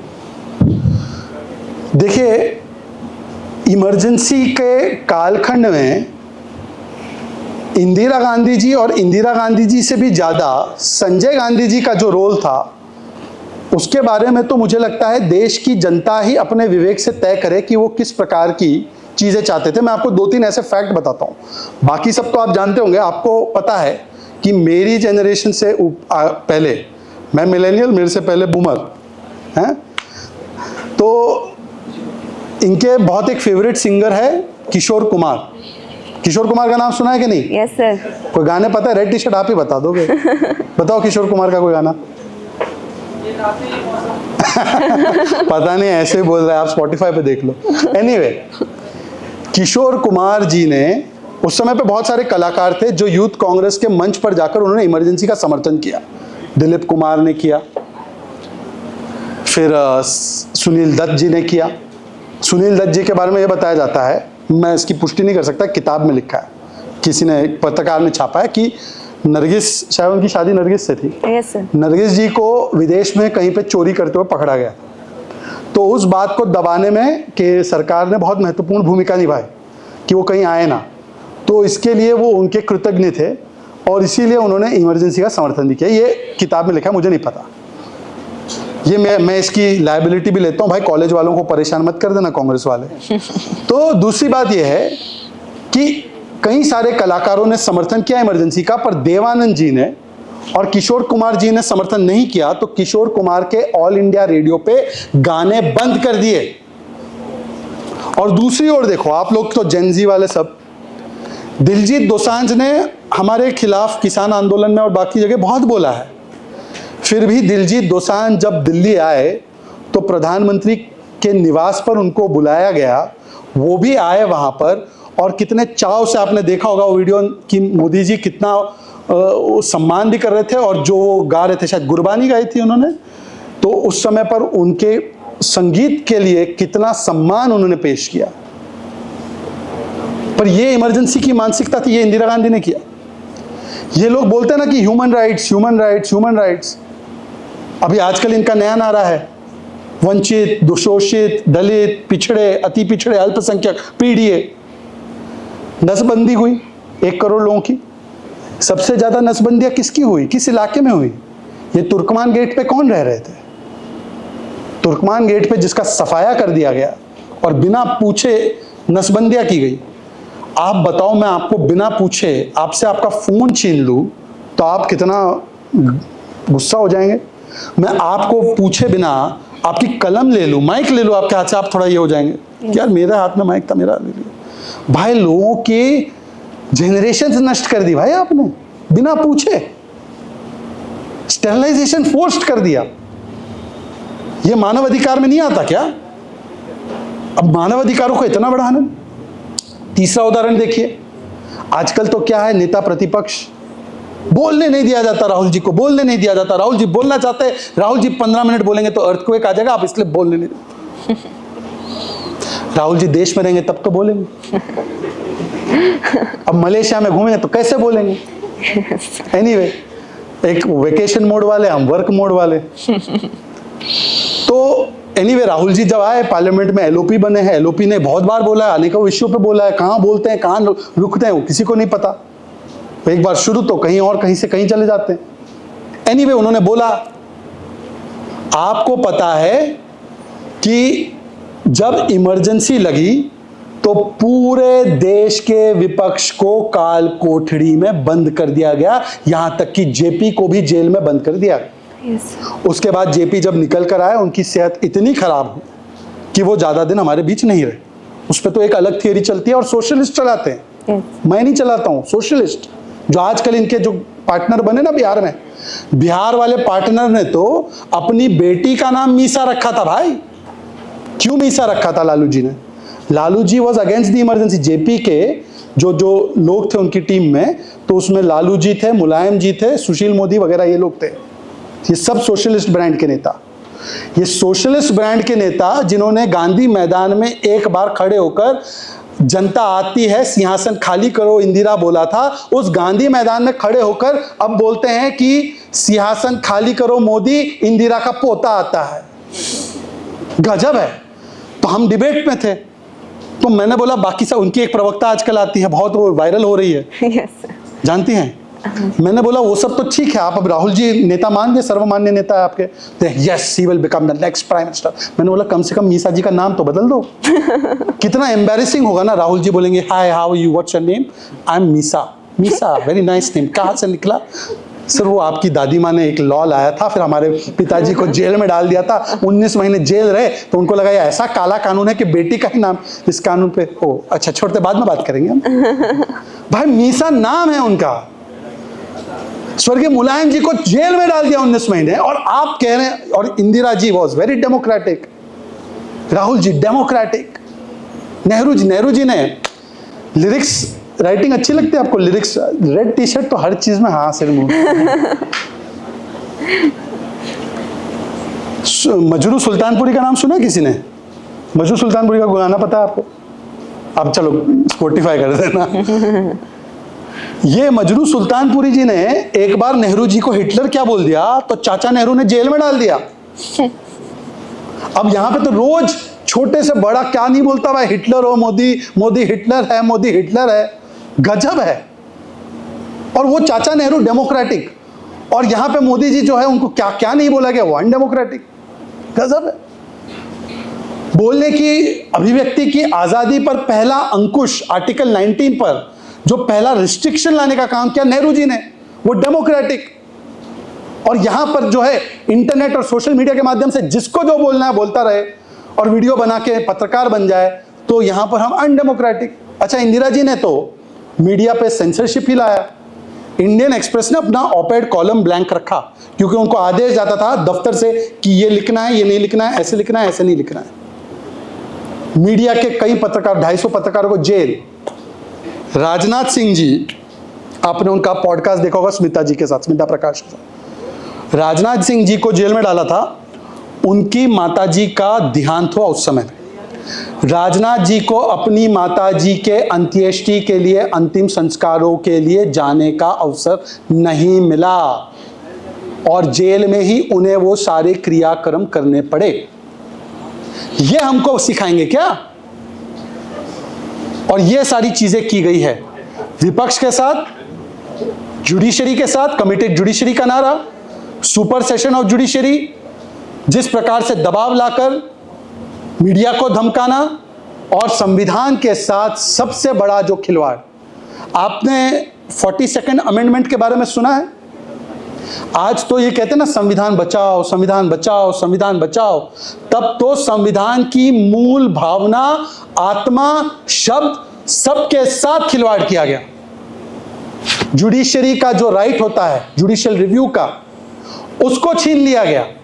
प्रधानमंत्री पर कोई केस नहीं चल सकता, वो भी रेट्रोस्पेक्टिव इफेक्ट से, क्योंकि प्रधानमंत्री कन्विक्ट हुई, ये चेंज कर दिया गया। इमरजेंसी लग सकती है आर्म जो भी है अपना डिस्टर्बेंस के नाम पर, इसको और रीइंफोर्स किया गया। लोगों की प्रॉपर्टीज के ऊपर अधिकार हमारा हो जाएगा, ये प्रावधान लाए गए। रातों रात संविधान का पूरा चेहरा बदल दिया गया, इसको मिनी कॉन्स्टिट्यूशन कहते हैं। ये किया गया। अब आप तय करिए कि ये अधिनायकवाद था या ये बिल्कुल सही था। धन्यवाद सर, आपके जवाब इतने भड़कते हैं कि मैं ही मेरे सवाल को लगा हुआ लोकतंत्र की असली ताकत कौन है? संविधान, न्यायपालिका या जनता का सरहद पे उतरना आपके हिसाब से? इसका तो मैंने जवाब दे ही दिया है। जागरूक नागरिक लोकतंत्र का असली प्रहरी है। An informed, aware, diligent citizen is the true saviour of the constitution. क्योंकि सिटीजन जब अवेयर होगा, सिटीजन जब अलर्ट होगा, तो उसके पास जो प्रक्रियाएं संवैधानिक ढांचे में दी गई है, और ऐसा नहीं है कि केवल 5 वर्ष में एक चुनाव की व्यवस्था है।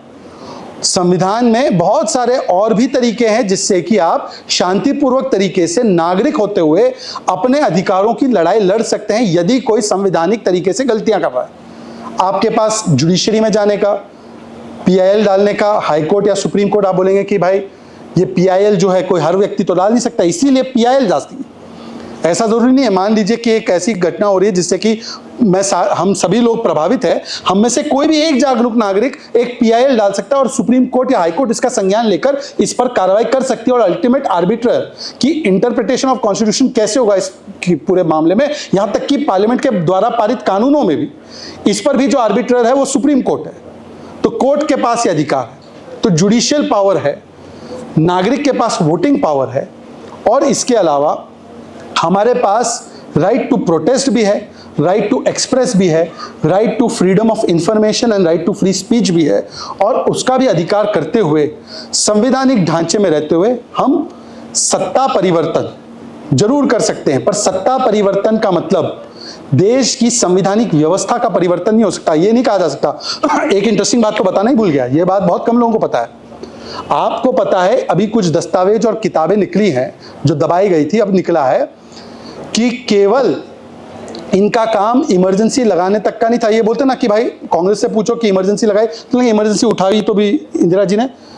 अब पता चला है संजय गांधी के रिकॉर्ड से कि संजय गांधी ने शायद ये खुशवंत सिंह जी से या और किसी पत्रकार से कहा था, और वो नोटेड है कि उनके मन में तो ये था कि 30-40 वर्ष अब चुनाव तो होने ही नहीं इस देश में। और उन्होंने ये भी तय किया था कि हमारी जो current form of parliamentary democracy है इसको पलटकर presidential form of one party democracy करना है। वन पार्टी डेमोक्रेसी मतलब जैसे वन परिवार पार्टी है, वो वन पार्टी डेमोक्रेसी मतलब बने कोई भी अध्यक्ष वो है तो चलाने वाले तो एक ही है परिवार के। तो one party democracy and no election for 30-40 years, ये इनका प्लान था, सिनिस्टर प्लान था। तो सोचिए कि अगर लागू हो जाता तो क्या होता। तो मुझे लगता है कि एक जागरूक नागरिक ही संविधान की रक्षा, संविधान की सुरक्षा के लिए सबसे बड़ा सुरक्षा कवच है, और इसलिए जागरूक नागरिक को दिग्भ्रमित ना किया जाए, उसको फॉल्स नैरेटिव में ट्रैप ना किया जाए, विदेशी स्पॉन्सर्ड नैरेटिव्स में यहां पर उसको उलझाया ना जाए। ये जिम्मेदारी हम लोगों की है कि सही चीजें नागरिक तक पहुंचे, ताकि वो तय कर सके कि क्या सच में वोट चोरी है या ये केवल और केवल सच्चाई की चोरी हो रही है। जी धन्यवाद शहजाद। जैसे कि आपने बोला कि फॉल्स एलिगेशन पे जो बीजेपी के ऊपर मेरा ये आखिरी सवाल है पॉडकास्ट का। जो बीजेपी विपक्ष बोलता है कि बीजेपी एक रिलीजन की पार्टी है, रिलीजन के बेस पे डिवाइड करती है ये पार्टी, इस पे आपका क्या कहना है? क्योंकि इस सवाल का सबसे बेहतर जवाब आप ही दे सकते हैं, क्योंकि आप भी पहले कांग्रेस के साथ फिर बीजेपी में आए, तो अब ये रिलीजन के बेसिस पे डिवाइड करते हैं बीजेपी, ऐसा विपक्ष का कहना है। इस पे आपका क्या? देखिए, जब आपके पास कुछ तर्क नहीं होते तो आप ऐसे ही एलिगेशन लगाते हैं जिसमें कोई सिर पैर नहीं होता। सबसे पहले तो आपके सामने उदाहरण बैठा है कि आपने भी इमरजेंसी पे बातचीत करनी है तो भारतीय जनता पार्टी में से किसी को चुना तो मुझे ही चुना। दूसरी बात, थोड़े आंकड़ों पे और फैक्ट्स के साथ बात करते हैं, क्योंकि फैक्ट्स के बिना हवाई बातें करूंगा तो आप बोलेंगे वही रेटोरिक आप बोल रहे हो। फैक्ट्स के साथ कंपेयर करते हैं। बीजेपी मुसलमानों के खिलाफ षड्यंत्र रचती है, स्टेटमेंट है, इसको अभी टेस्ट करते हैं। सबसे बड़े दंगे मुसलमानों के खिलाफ, माइनॉरिटीज के खिलाफ अगर आप देखो तो कौन से हुए? हाशिमपुरा, भागलपुर, मीरठ, मलियाना, नेल्ली, जलगांव, दिल्ली में सिख नरसंहार किसके जमाने में हुआ? सब कांग्रेस के।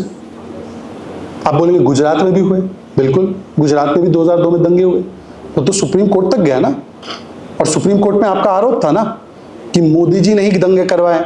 वहां से उनको कोई भी नेगेटिव चीज नहीं मिली, क्लीन चिट मिली। अब आप मुझे बता दो कि हाशिमपुरा में कौन जिम्मेदार पाया गया, भागलपुर में कौन जिम्मेदार पाया गया? भागलपुर में दंगे हुए, उसके बाद कांग्रेस कभी सत्ता में नहीं आई बिहार में। हाशिमपुरा में दंगे हुए, उसके बाद कांग्रेस कभी सत्ता में नहीं आई उत्तर प्रदेश में। अभी मुंबई में 92-93 में जब बॉम्ब ब्लास्ट हुआ, उसके बाद दंगे हुए थे। कांग्रेस पार्टी उन दंगों में पता है किसको दोष देती थी? चिल्ला चिल्ला के कृष्णा रिपोर्ट भी बनाई थी, उद्धव सेना के पिताजी को, स्वर्गीय बाला साहेब ठाकरे को। अब स्वर्गीय बाला साहेब ठाकरे के ऊपर आपने इतने आरोप लगाए, उनकी पार्टी पे लगाए।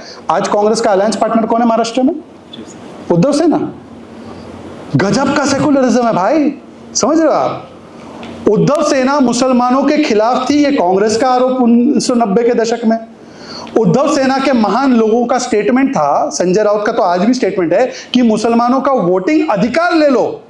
ये इसके ऑन रिकॉर्ड स्टेटमेंट और डिनाई नहीं किया उसने। ये secular party, Congress alliance partner with Furfura Sharif, party भी नहीं, सीधा रिलीजियस बॉडी के साथ बंगाल में, ये सेकुलरिज्म है। कांग्रेस इन alliance with Indian union Muslim league, जो कि मुस्लिम लीग से ही निकली हुई है, चाहे ये जितना भी डिस्टिंग्विश करे, वही जिन्ना की मुस्लिम लीग का यहां पे अंश बचा था, उसने केरल में मुस्लिम लीग बनाई, उनके साथ अलायंस कर दे, जमाते इस्लामी के साथ अलायंस कर दे, कांग्रेस सेकुलरिज्म। और ये तरीका है इनका, और उद्धव सेना से लेकर फुरफुरा शरीफ तक इनके अलायंस, पर कांग्रेस सेकुलर है। चलिए नेक्स्ट पॉइंट पे आते हैं। सबसे कम्युनल स्टेट आपके हिसाब से, कांग्रेस के हिसाब से अगर देखेंगे तो ये बोलेंगे गुजरात। ये गुजरात में तो इनकी तो दाल गलती नहीं है 95 से।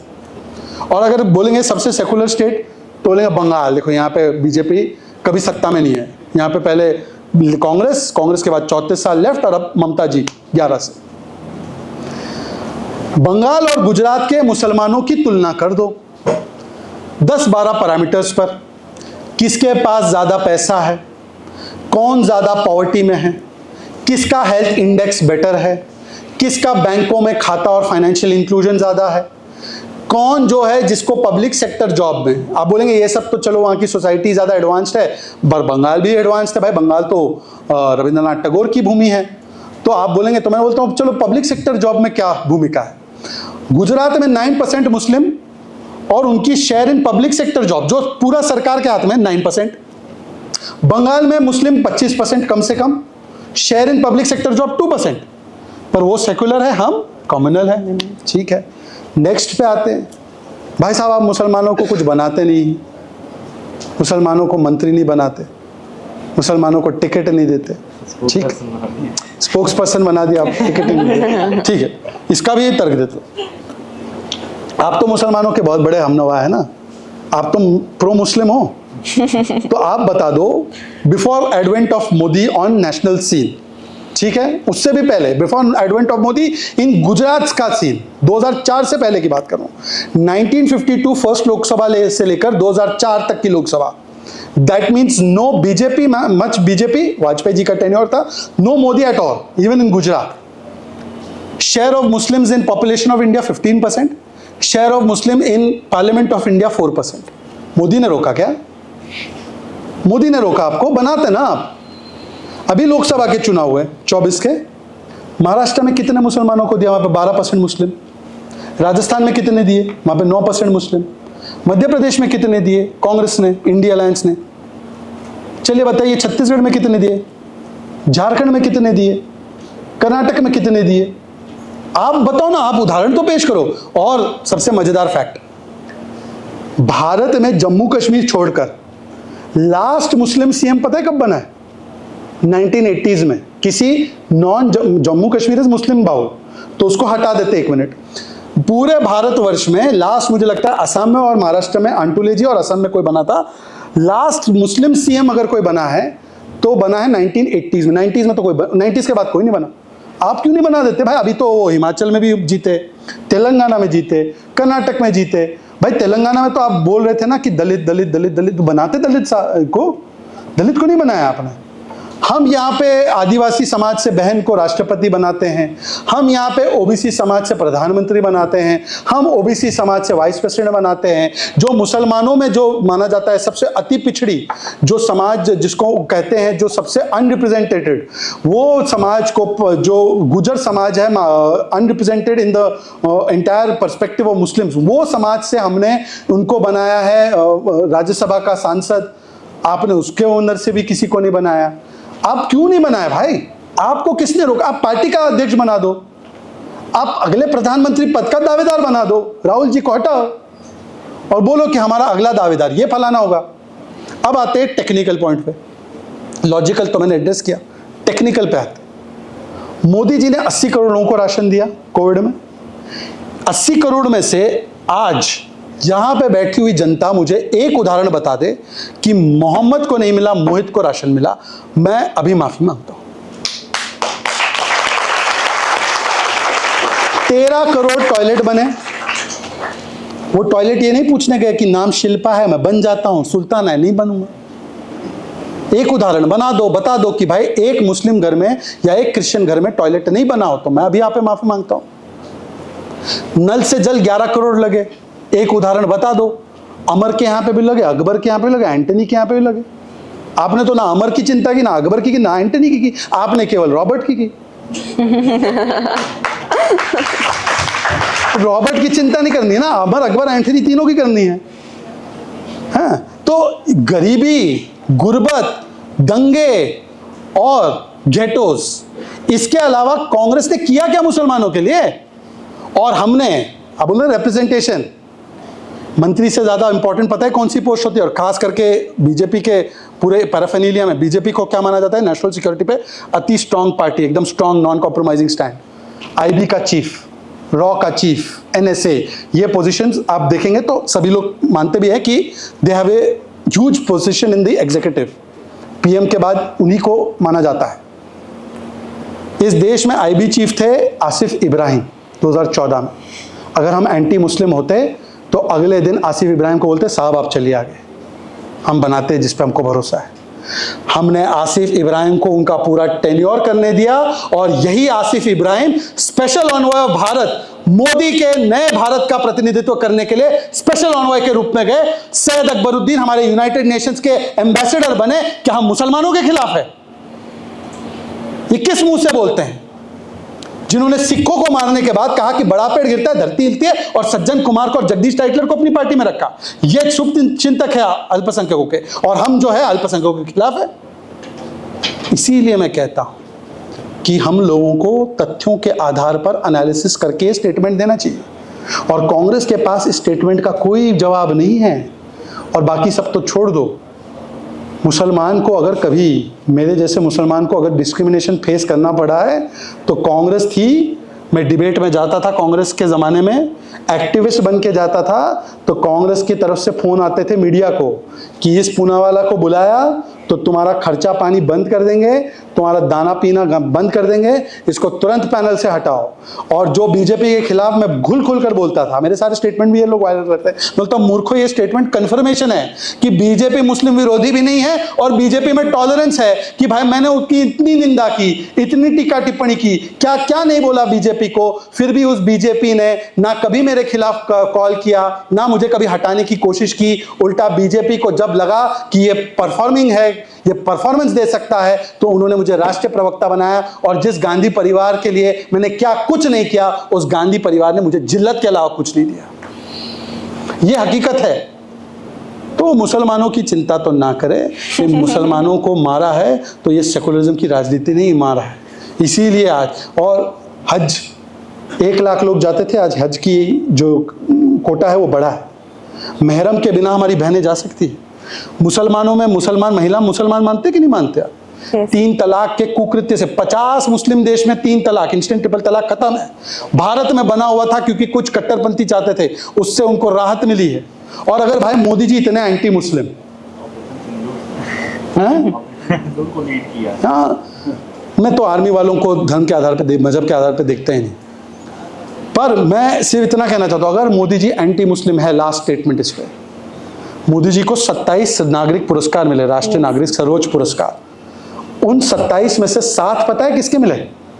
सऊदी अरेबिया, जहां पर मक्का मदीना है मुसलमानों के लिए सबसे ज्यादा पायस। पैलेस्टाइन, जो कहा जाता है कि मुसलमानों के बीच सबसे इमोशनल इशू है।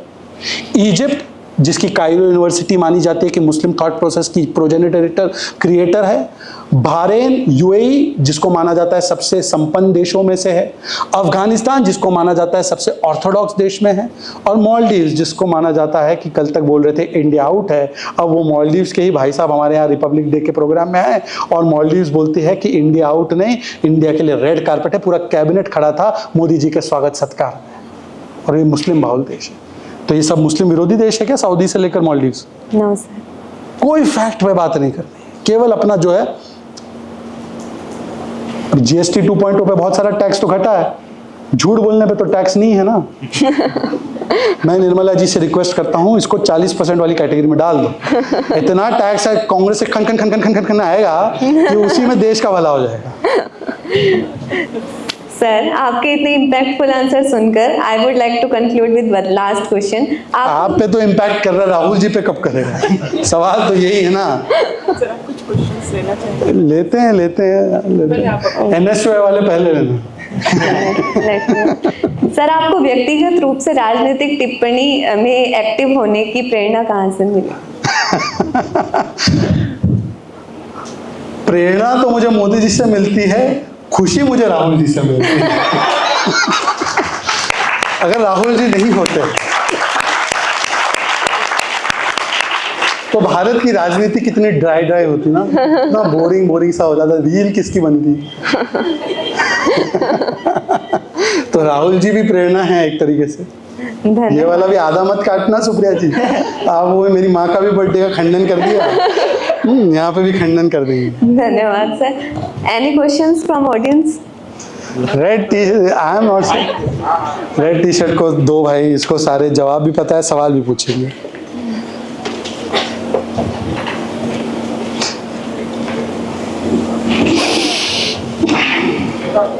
जी, I'm Dave from Satyavati College, first year, studying political science.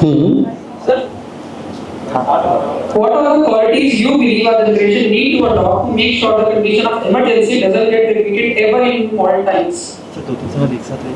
नहीं, एक एक करके ले लेते, 3-4। कितना समय आप लोगों के पास? आपको कितने बजे डिस्कस करना? ठीक है, 10-15 मिनट हम ले सकते हैं। आप बैठिए। जैसे मैंने आप मेन क्वालिटी ना, इसको मैं कहूँ माउंटेन ड्यू की भाषा पे, तो दिखावे पे मत जाओ, अपनी अक्ल लगाओ। ये क्वालिटी मेन है। माउंटेन ड्यू का जो स्लोगन है ना, दिखावे पे मत जाओ, अपनी अक्ल लगाओ। ये सूत्र है। इसलिए कह रहा हूं क्योंकि आजकल क्या हो रहा है, सोशल मीडिया के एडवेंट से एक तरफ तो हमारे पास टेक्नोलॉजी और इंफॉर्मेशन का ओवरलोड है, पर जितना इंफॉर्मेशन ओवरलोड है उतना इंफॉर्मेशन डिसइंफॉर्मेशन का भी ओवरलोड है। तो कौन सा सही इंफॉर्मेशन है और कौन सा गलत इंफॉर्मेशन है, कौन सा फैक्ट है, कौन सा फिक्शन है, कौन सा रियलिटी है, कौन सा प्रोपेगेंडा है, इसमें डिस्टिंग्विश करना है। और इसमें भी टेक्नोलॉजी का बड़ा इस्तेमाल किया जा सकता है। आप डीप फेक भी बना सकते हो। आजकल तो अरे ऐसे फोटो डालते हैं कुछ समझ में नहीं आता, और उसके नीचे कैप्शन लगाते हैं, some people will call it fake. अरे फेक ही है। अब तुम्हें कहाँ शाहरुख खान गले लगा रहा है भाई? तुम कहाँ लगने लगे शाहरुख खान के गले? हंसराज के होंगे पर शाहरुख खान के गले नहीं लग पाओगे। पर उसमें मैंने एक दिन देखा शाहरुख खान, मतलब मेरी एक फ्रेंड थी, उसके साथ फोटो में मैंने बोला ये क्या है भाई, ये तो पहुंची हुई निकल गई शाहरुख खान से, वो भी। फिर नीचे लिखा था कि यू सम पीपल में कॉल इट फेक। फिर मैंने वो फोटो उठाया और मैंने AI वाले ऐप में डाला, तो तुरंत निकला कि भाई this is a AI generated. तो it is easy to fool but it is easy to fact check also. आजकल बहुत सारे स्टूडेंट्स मैडम ये चैट GPT पे सब लिखते हैं। आपको बताते मेरी मेहनत है। एकदम देखकर पता चल जाता है कि चैट GPT ने लिखा है कि तो कॉमा तो हटा दिया करो, और वो अपने हिसाब से कॉमा डाल रहा है, तुम उसी के कॉमा को चला रहे हो। हमको नहीं समझ में आता तुम्हारा चैट GPT का लिखा हुआ, सबको समझ में आता है। तो ये वो चैट GPT चिपकाते हैं, तो हमको वो भी पकड़ना आता है। तो पकड़ना है आपको सच, झूठ में से फिल्टरेशन करके झूठ का फिल्टर हटाओ और सच देखो। क्योंकि हमारे यहाँ पे LOP का मतलब पता है क्या हो गया? एक तो है लीडर ऑफ पार्टिंग। बैंकॉक में पार्टी, मलेशिया में पार्टी, थाईलैंड में पार्टी, जहाँ मिले वहाँ पार्टी। लीडर ऑफ पर्यटन पे रहना है। और तीसरा है लीडर ऑफ प्रोपेगेंडा। ये प्रोपेगेंडा इतना फैलाते हैं, मतलब कि सच को झूठ और झूठ को सच बता देते हैं। तो इसीलिए इसको फैक्ट चेक करके एक इन्फॉर्म सिटीजन बनना है। इन्फॉर्म सिटीजन को टेक्नोलॉजी के माध्यम से और हर चीज़ पर इंस्टेंटली आंख मूंद कर भरोसा नहीं करना। ये मेरी सलाह है, एडवाइस है। क्योंकि अगर वैसा होता है तो हमने दुष्परिणाम उसका देखा है। पर मैं 2-4 दिन पहले तक घबराया हुआ था, पर जो फिर वो हुआ है ना डूसू में और डूसू के बाद HCU में, अब मैं संतुष्ट हूँ। मुझे कोई चिंता नहीं है कि हमारा जेन Z जो है वो कभी भी जेन D जनरेशन दरबारी के बहकावे में नहीं आने वाला है।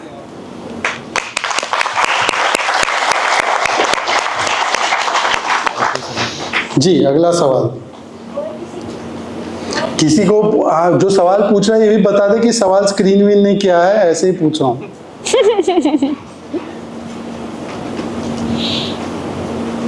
हेलो सर, मैं संस्कार बजाज बीकॉम ऑनर्स का छात्र हूँ हंसराज कॉलेज से। सर मेरा सवाल आपसे ये है, क्या कभी पार्टी लाइन की आइडियोलॉजी को सामने रखते समय आपने सच्चाई से समझौता किया है? आप इतने मासूम है कि मैं बताऊंगा भी नहीं। बैठ जाओ भाई, तुम्हारी मासूमियत पे मैं फिदा हूँ। नहीं, करना नहीं पड़ता है, क्योंकि हमारे यहाँ पे क्या है, हमारे यहाँ पे संस्कार ही है ना आपका नाम। हमारे यहाँ पे संस्कार हमें जो प्रधानमंत्री जी, हमारे राष्ट्रीय अध्यक्ष नड्डा जी, अमित जी देते हैं। हमारी पार्टी की मूल विचारधारा ही nation first, party next, self last. ये चाहे आप संघ परिवार की देख लो या हमारी पार्टी की, संगठन की देख लो, ये दोनों जगह यही है। और इसीलिए कई ऐसे मुद्दे, ऐसे अवसर आते हैं जहाँ पर भारतीय जनता पार्टी, आपको कई बार फ्रस्ट्रेट, जो भाजपा के कोर सपोर्टर होते हैं ना, कोर, उनको हमेशा लगता है यार भाजपा यहाँ पे स्कोर कर सकती थी, स्कोर क्यों नहीं कर रही, मैं रहता कर देता। वो इसलिए नहीं करती है क्योंकि भाजपा कई उदाहरण पे, मुझे भी लगता है, हम भी बोलते हैं अपने नेताओं से, हमें बोला जाता है कि यहाँ पर देश का हित देखना है, आपको पार्टी के हित से नहीं बोलना है।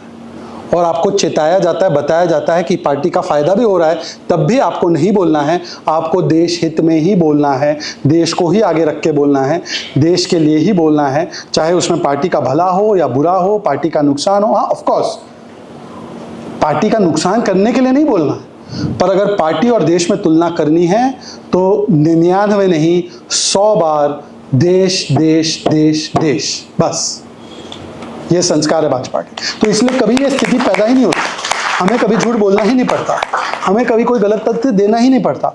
जो है वो है, जो गलती है वो गलती है, जो गलत है वो गलत है। जो गलती करता है हमारी पार्टी से भी तो गलत करता है, हम उसको चेताते भी हैं, उसको शोकॉज भी देते हैं, उसका खंडन भी करते हैं, कोई डिफेंड नहीं करता। वहाँ पे डिफेंड करते हैं।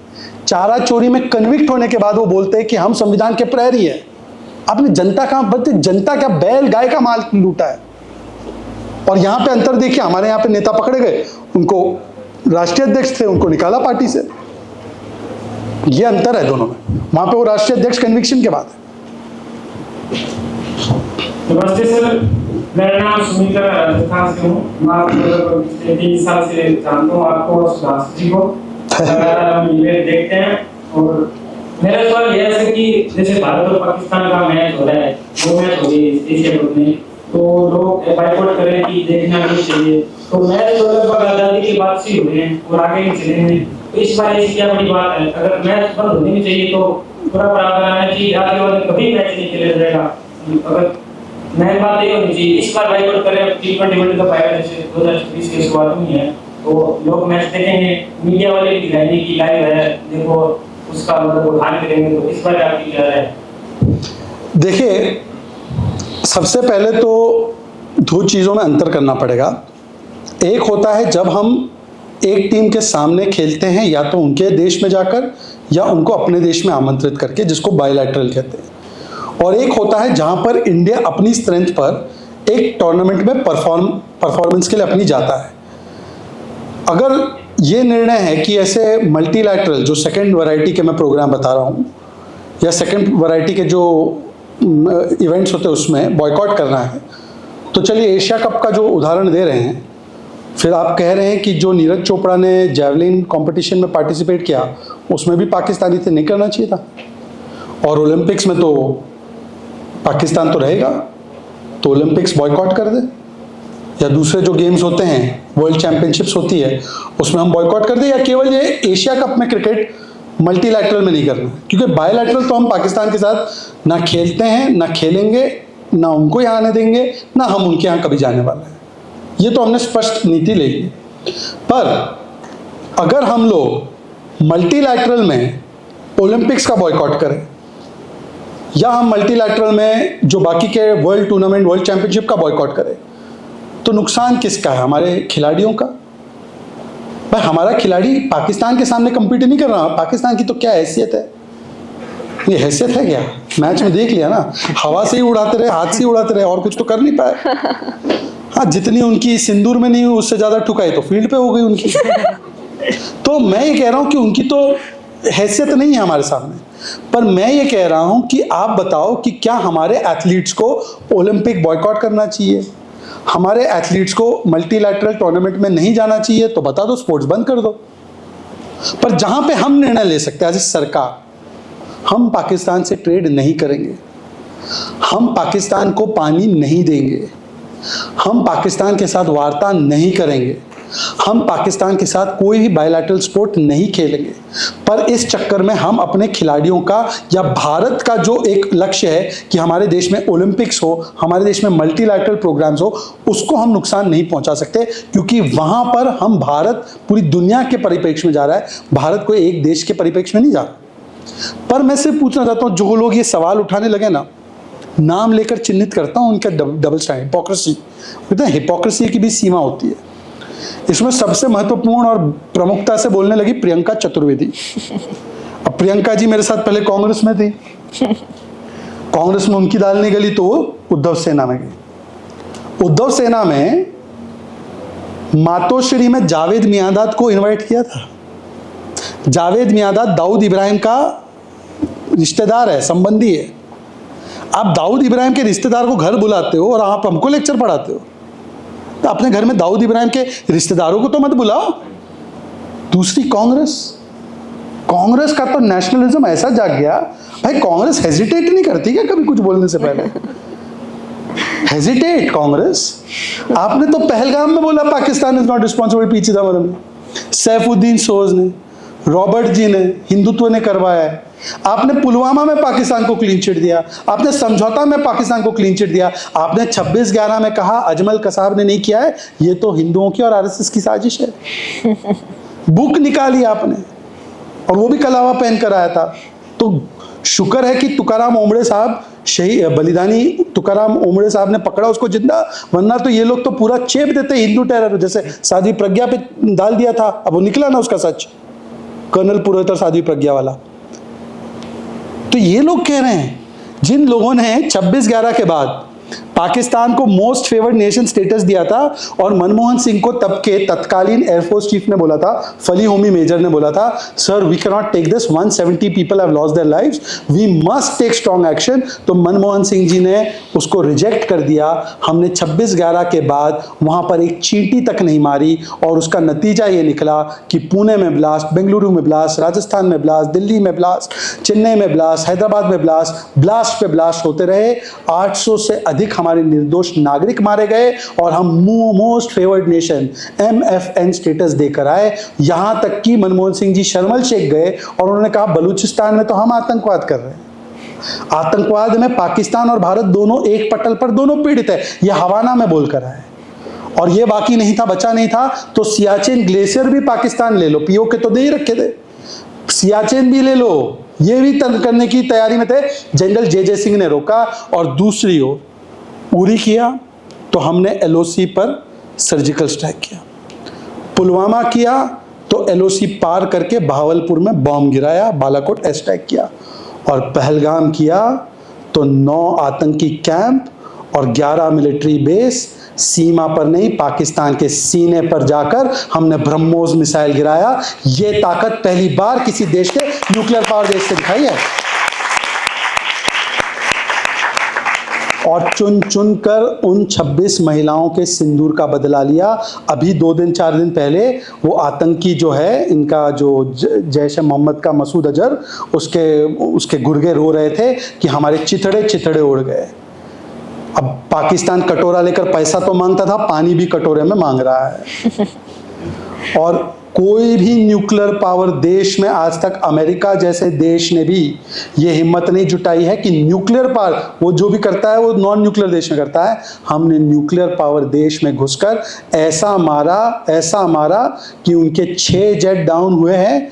और 6 जेट के बाद किस प्रकार से सबसे बड़ा हिट हमने किया है, ये एयरफोर्स चीफ ने आकर बताया। पर फिर भी कुछ लोग हैं हमारे देश में जो नेशनलिज्म का बड़ा वो बोलते हैं, उन्होंने अभी भी फाइनली सेना का तो अपमान करते ही हैं, पर सेना का अपमान करते करते पाकिस्तान को ऐसा अपना भाईजान और कदरदान बताते हैं कि भाई पाकिस्तान को क्लीन चिट फिर से दे दी उन्होंने पूरे पहलगाम मामले में। तो ये तो उनकी प्रवृत्ति है और वो लोग हमें बताते हैं। इसलिए मैं बोलता हूँ ये हंसराज कॉलेज के खाते में मत डालना सुप्रिया जी, ये मेरा स्टेटमेंट है। INC का मतलब इंडियन नेशनल कांग्रेस नहीं रहा, मैं तो कहता हूँ ये इस्लामाबाद नेशनल कांग्रेस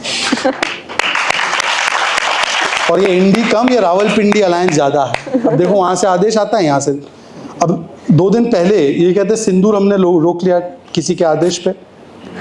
2 दिन पहले deputy prime minister of Pakistan का स्टेटमेंट आया इनको, क्योंकि इनको MEA, DGMO, army, parliament, prime minister, Shashi Tharoor, Manish Tiwari, इनके भी नेताओं के बयान पे भरोसा नहीं है कि भाई हमने किसी के दबाव में नहीं रोका। Deputy prime minister Pakistan Ishaq दर, उसका बयान आया है कि भाई अमेरिका जब प्रस्ताव कर रहा था तो अमेरिका को भी रिजेक्ट कर दिया भारत ने, और भारत ने बोला कि द्विपक्षीय मामला है, हम जो भी बात करनी है वो पाकिस्तान से कर लेंगे। और फिर पाकिस्तान के DGMO ने गिड़गिड़ाते हुए हमारे DGMO को फ़ोन किया, और क्योंकि हम लोगों ने पहले से तय करके रखा था कि हम लोगों के लिमिटेड ऑब्जेक्टिव्स है मिलिट्री बेस और टेररिस्ट कैंप्स पे हमला करना, और ऑपरेशन सिंदूर को हमने पॉज किया, रोका नहीं। ये पूरी घटनाक्रम है, पर वो लोग अब क्रिकेट मैच पे ज्ञान दे रहे हैं, तो अच्छी बात है।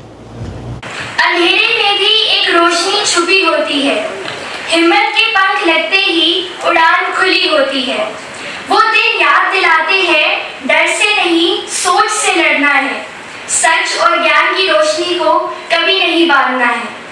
कल की कहानी है हमें आज सिखाती है कि जनरेशन को अपनी आज़ादी और उड़ान खुद पानी है। डर को छोड़ो, हौसले को गले लगाओ और अपनी सोच को आसमान तक ले जाओ। जैसा कि सर आपने कहा कि हम जेनजी जनरेशन है, और बिल्कुल सही कि हम इस विषय को सिर्फ अपनी हिस्ट्री की टेक्स्ट बुक्स में पढ़ते थे, उस पर आज यहाँ चर्चा करना और आपको सुनना बहुत ही महत्वपूर्ण साबित हुआ है।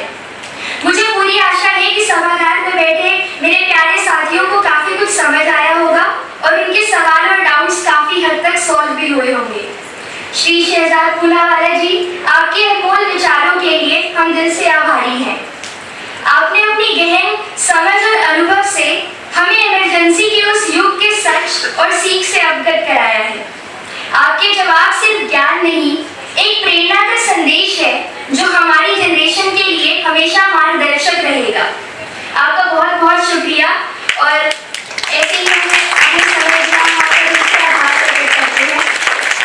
अब पूरे कार्यक्रम के लिए हमारी कृतज्ञता के शब्द हेतु मैं आमंत्रित करती हूँ हमारी सोसाइटी के कन्वीनर श्री विकास जी को, जो आज नमस्कार आप सभी को। उसके बारे में समझाया, और एक बहुत ही वैसा विषय है जिसके बारे में जानना, समझना और उसको आगे अपने जीवन में उतारना बहुत ही इम्पोर्टेंट है। इसके 2 पहलू है, एक तो आपातकाल के जो तनाज़ा हैं उनके बारे में समझना, और दूसरी तरफ जो जिन्होंने उसको रोकने के लिए काम किया, जिसने बलिदान दिया जीतने से, या अन्य लोग जो उसमें शामिल थे, उनसे एक सीख लेना। कि हमारे सर ने बार बार जिक्र किया कि जेनजी, और हम ये बताना चाहते हैं कि हमारे जेनजी ना सिर्फ लोकतांत्रिक हैं, बल्कि ये अपने आप में एक बहुत ही एक एडवांस लेवल की जेनजी है, जो टेक्नोलॉजी में भी बहुत आगे हैं, बहुत विद्वान हैं, जिसे पूरी दुनिया डर रही है। आप लोगों को पता होगा अभी H1 वीजा को लेके क्या चल रहा है पूरी दुनिया में। हम न सिर्फ लोकतांत्रिक हैं, बल्कि हमसे पूरी दुनिया भी डरती है। रोजगार के मामले में सबसे पावरफुल कंट्री जो अभी अमेरिका है, उसको भी हमारे युवाओं से डर लगता है कि हमारे युवा अगर आएंगे तो वहाँ उनके रोजगार छीन जाएंगे। तो आप समझ सकते हैं, जो लोग हमें डराने की कोशिश कर रहे हैं कि हमारे जेनजी लोकतंत्र के लिए खतरा बन सकते हैं या सड़क पे आ सकते हैं, उनको ये नहीं पता कि हमारे जेनजी से पूरा दुनिया डरती है। हमारे जेनजी से पूरा दुनिया को ये डर है कि हमारे रोजगार छीन जाएंगे, इसलिए वो अलग अलग तरीके से हमें रोकने का प्रयास कर रहे हैं। हमारे जेनजी न सिर्फ हमारे लोकतंत्र को आगे बढ़ाएंगे, बल्कि जिन हमारे जो पड़ोसी राज्यों में डिस्टर्बेंस हैं, वो भी हमसे आगे आने वाले टाइम में हमसे सबक लेंगे, और वहाँ भी हम सुधार के कार्य, वहाँ भी लोकतंत्र को मजबूत करने का कार्य हमारे जेनजी आने वाले टाइम में करेंगे। तो सर को अपने समय देने के लिए बहुत बहुत धन्यवाद देना चाहता हूँ मैं। इसके अलावा हमारे बीच में हमारी प्रिंसिपल आदरणीय रमा मैम नहीं है। रमा मैम का आशीर्वाद हमेशा हमें मिलता रहा है, हमारे सोसाइटी को और हंसराज कॉलेज को। उन्होंने हमेशा प्रोत्साहित किया ऐसे कार्यक्रमों को कराने के लिए जिनसे हमारे स्टूडेंट्स को फायदा हो, वो इससे कुछ सबक ले सके, इतिहास से सबक ले सके, और ये जान सके कि गलत और सही के बीच में अंतर क्या है, आगे कैसे हमें अपने देश को आगे बढ़ाना है, और हमें अपने लोकतंत्र को कैसे मजबूत बनाना है। हमारा देश क्या है, आप लोगों को पता होगा, हम लोकतंत्र की जननी है, और अभी पूरे वर्ल्ड में सबसे जो बड़ा स्ट्रॉन्गेस्ट लोकतंत्र है, डेमोक्रेसी है, सबसे लार्जेस्ट जो लोकतंत्र है वो हमारा देश है, डेमोक्रेसी। इसलिए हमारे लिए ये इम्पोर्टेंट है कि हम उसको आगे कैसे बढ़ाएं, उसको कैसे सीख लें। इसलिए हमने आज का ये कार्यक्रम रखा। रमा मैम का बहुत बहुत धन्यवाद जिन्होंने हमें प्रोत्साहित किया और इस कार्यक्रम को करने के लिए हमें जो भी सुविधाएं चाहिए तो वो मुहैया कराई। इसके अलावा हम पूजा मैम हमारे बीच में हैं। पूजा मैम ने इस कार्यक्रम को कोऑर्डिनेट किया, बहुत अच्छे से कोऑर्डिनेट किया मैम ने सर का समय लिया। और सर हमेशा जब भी मैम सर को बुलाती हैं, सर हमेशा अपना समय देते हैं और हम अपने हिसाब से जब भी सर को याद करते हैं, सर अपना टाइम देते हैं। आगे भी हमारे और भी विषय हैं जिसमें सर ने अपनी सहमति जताई है कि सर आएंगे, हमें जीएसटी का भी हम बात करेंगे। तो अगला कार्यक्रम हमारा जल्दी जीएसटी के ऊपर होगा। तो बहुत बहुत सर का धन्यवाद, पूजा मैम का धन्यवाद, रमा मैम का धन्यवाद। तो बहुत ही अच्छी तरह से नॉर्मल कोऑर्डिनेट हमारे बीच में दिलीप सर हैं, शुभम जी हैं और हमारे जितने भी स्टूडेंट हैं, हम सबको धन्यवाद देते हैं। आप सब लोगों का धन्यवाद, उड़ान सोसाइटी के सारे मेंबर्स का धन्यवाद। Thank you so much. एक बार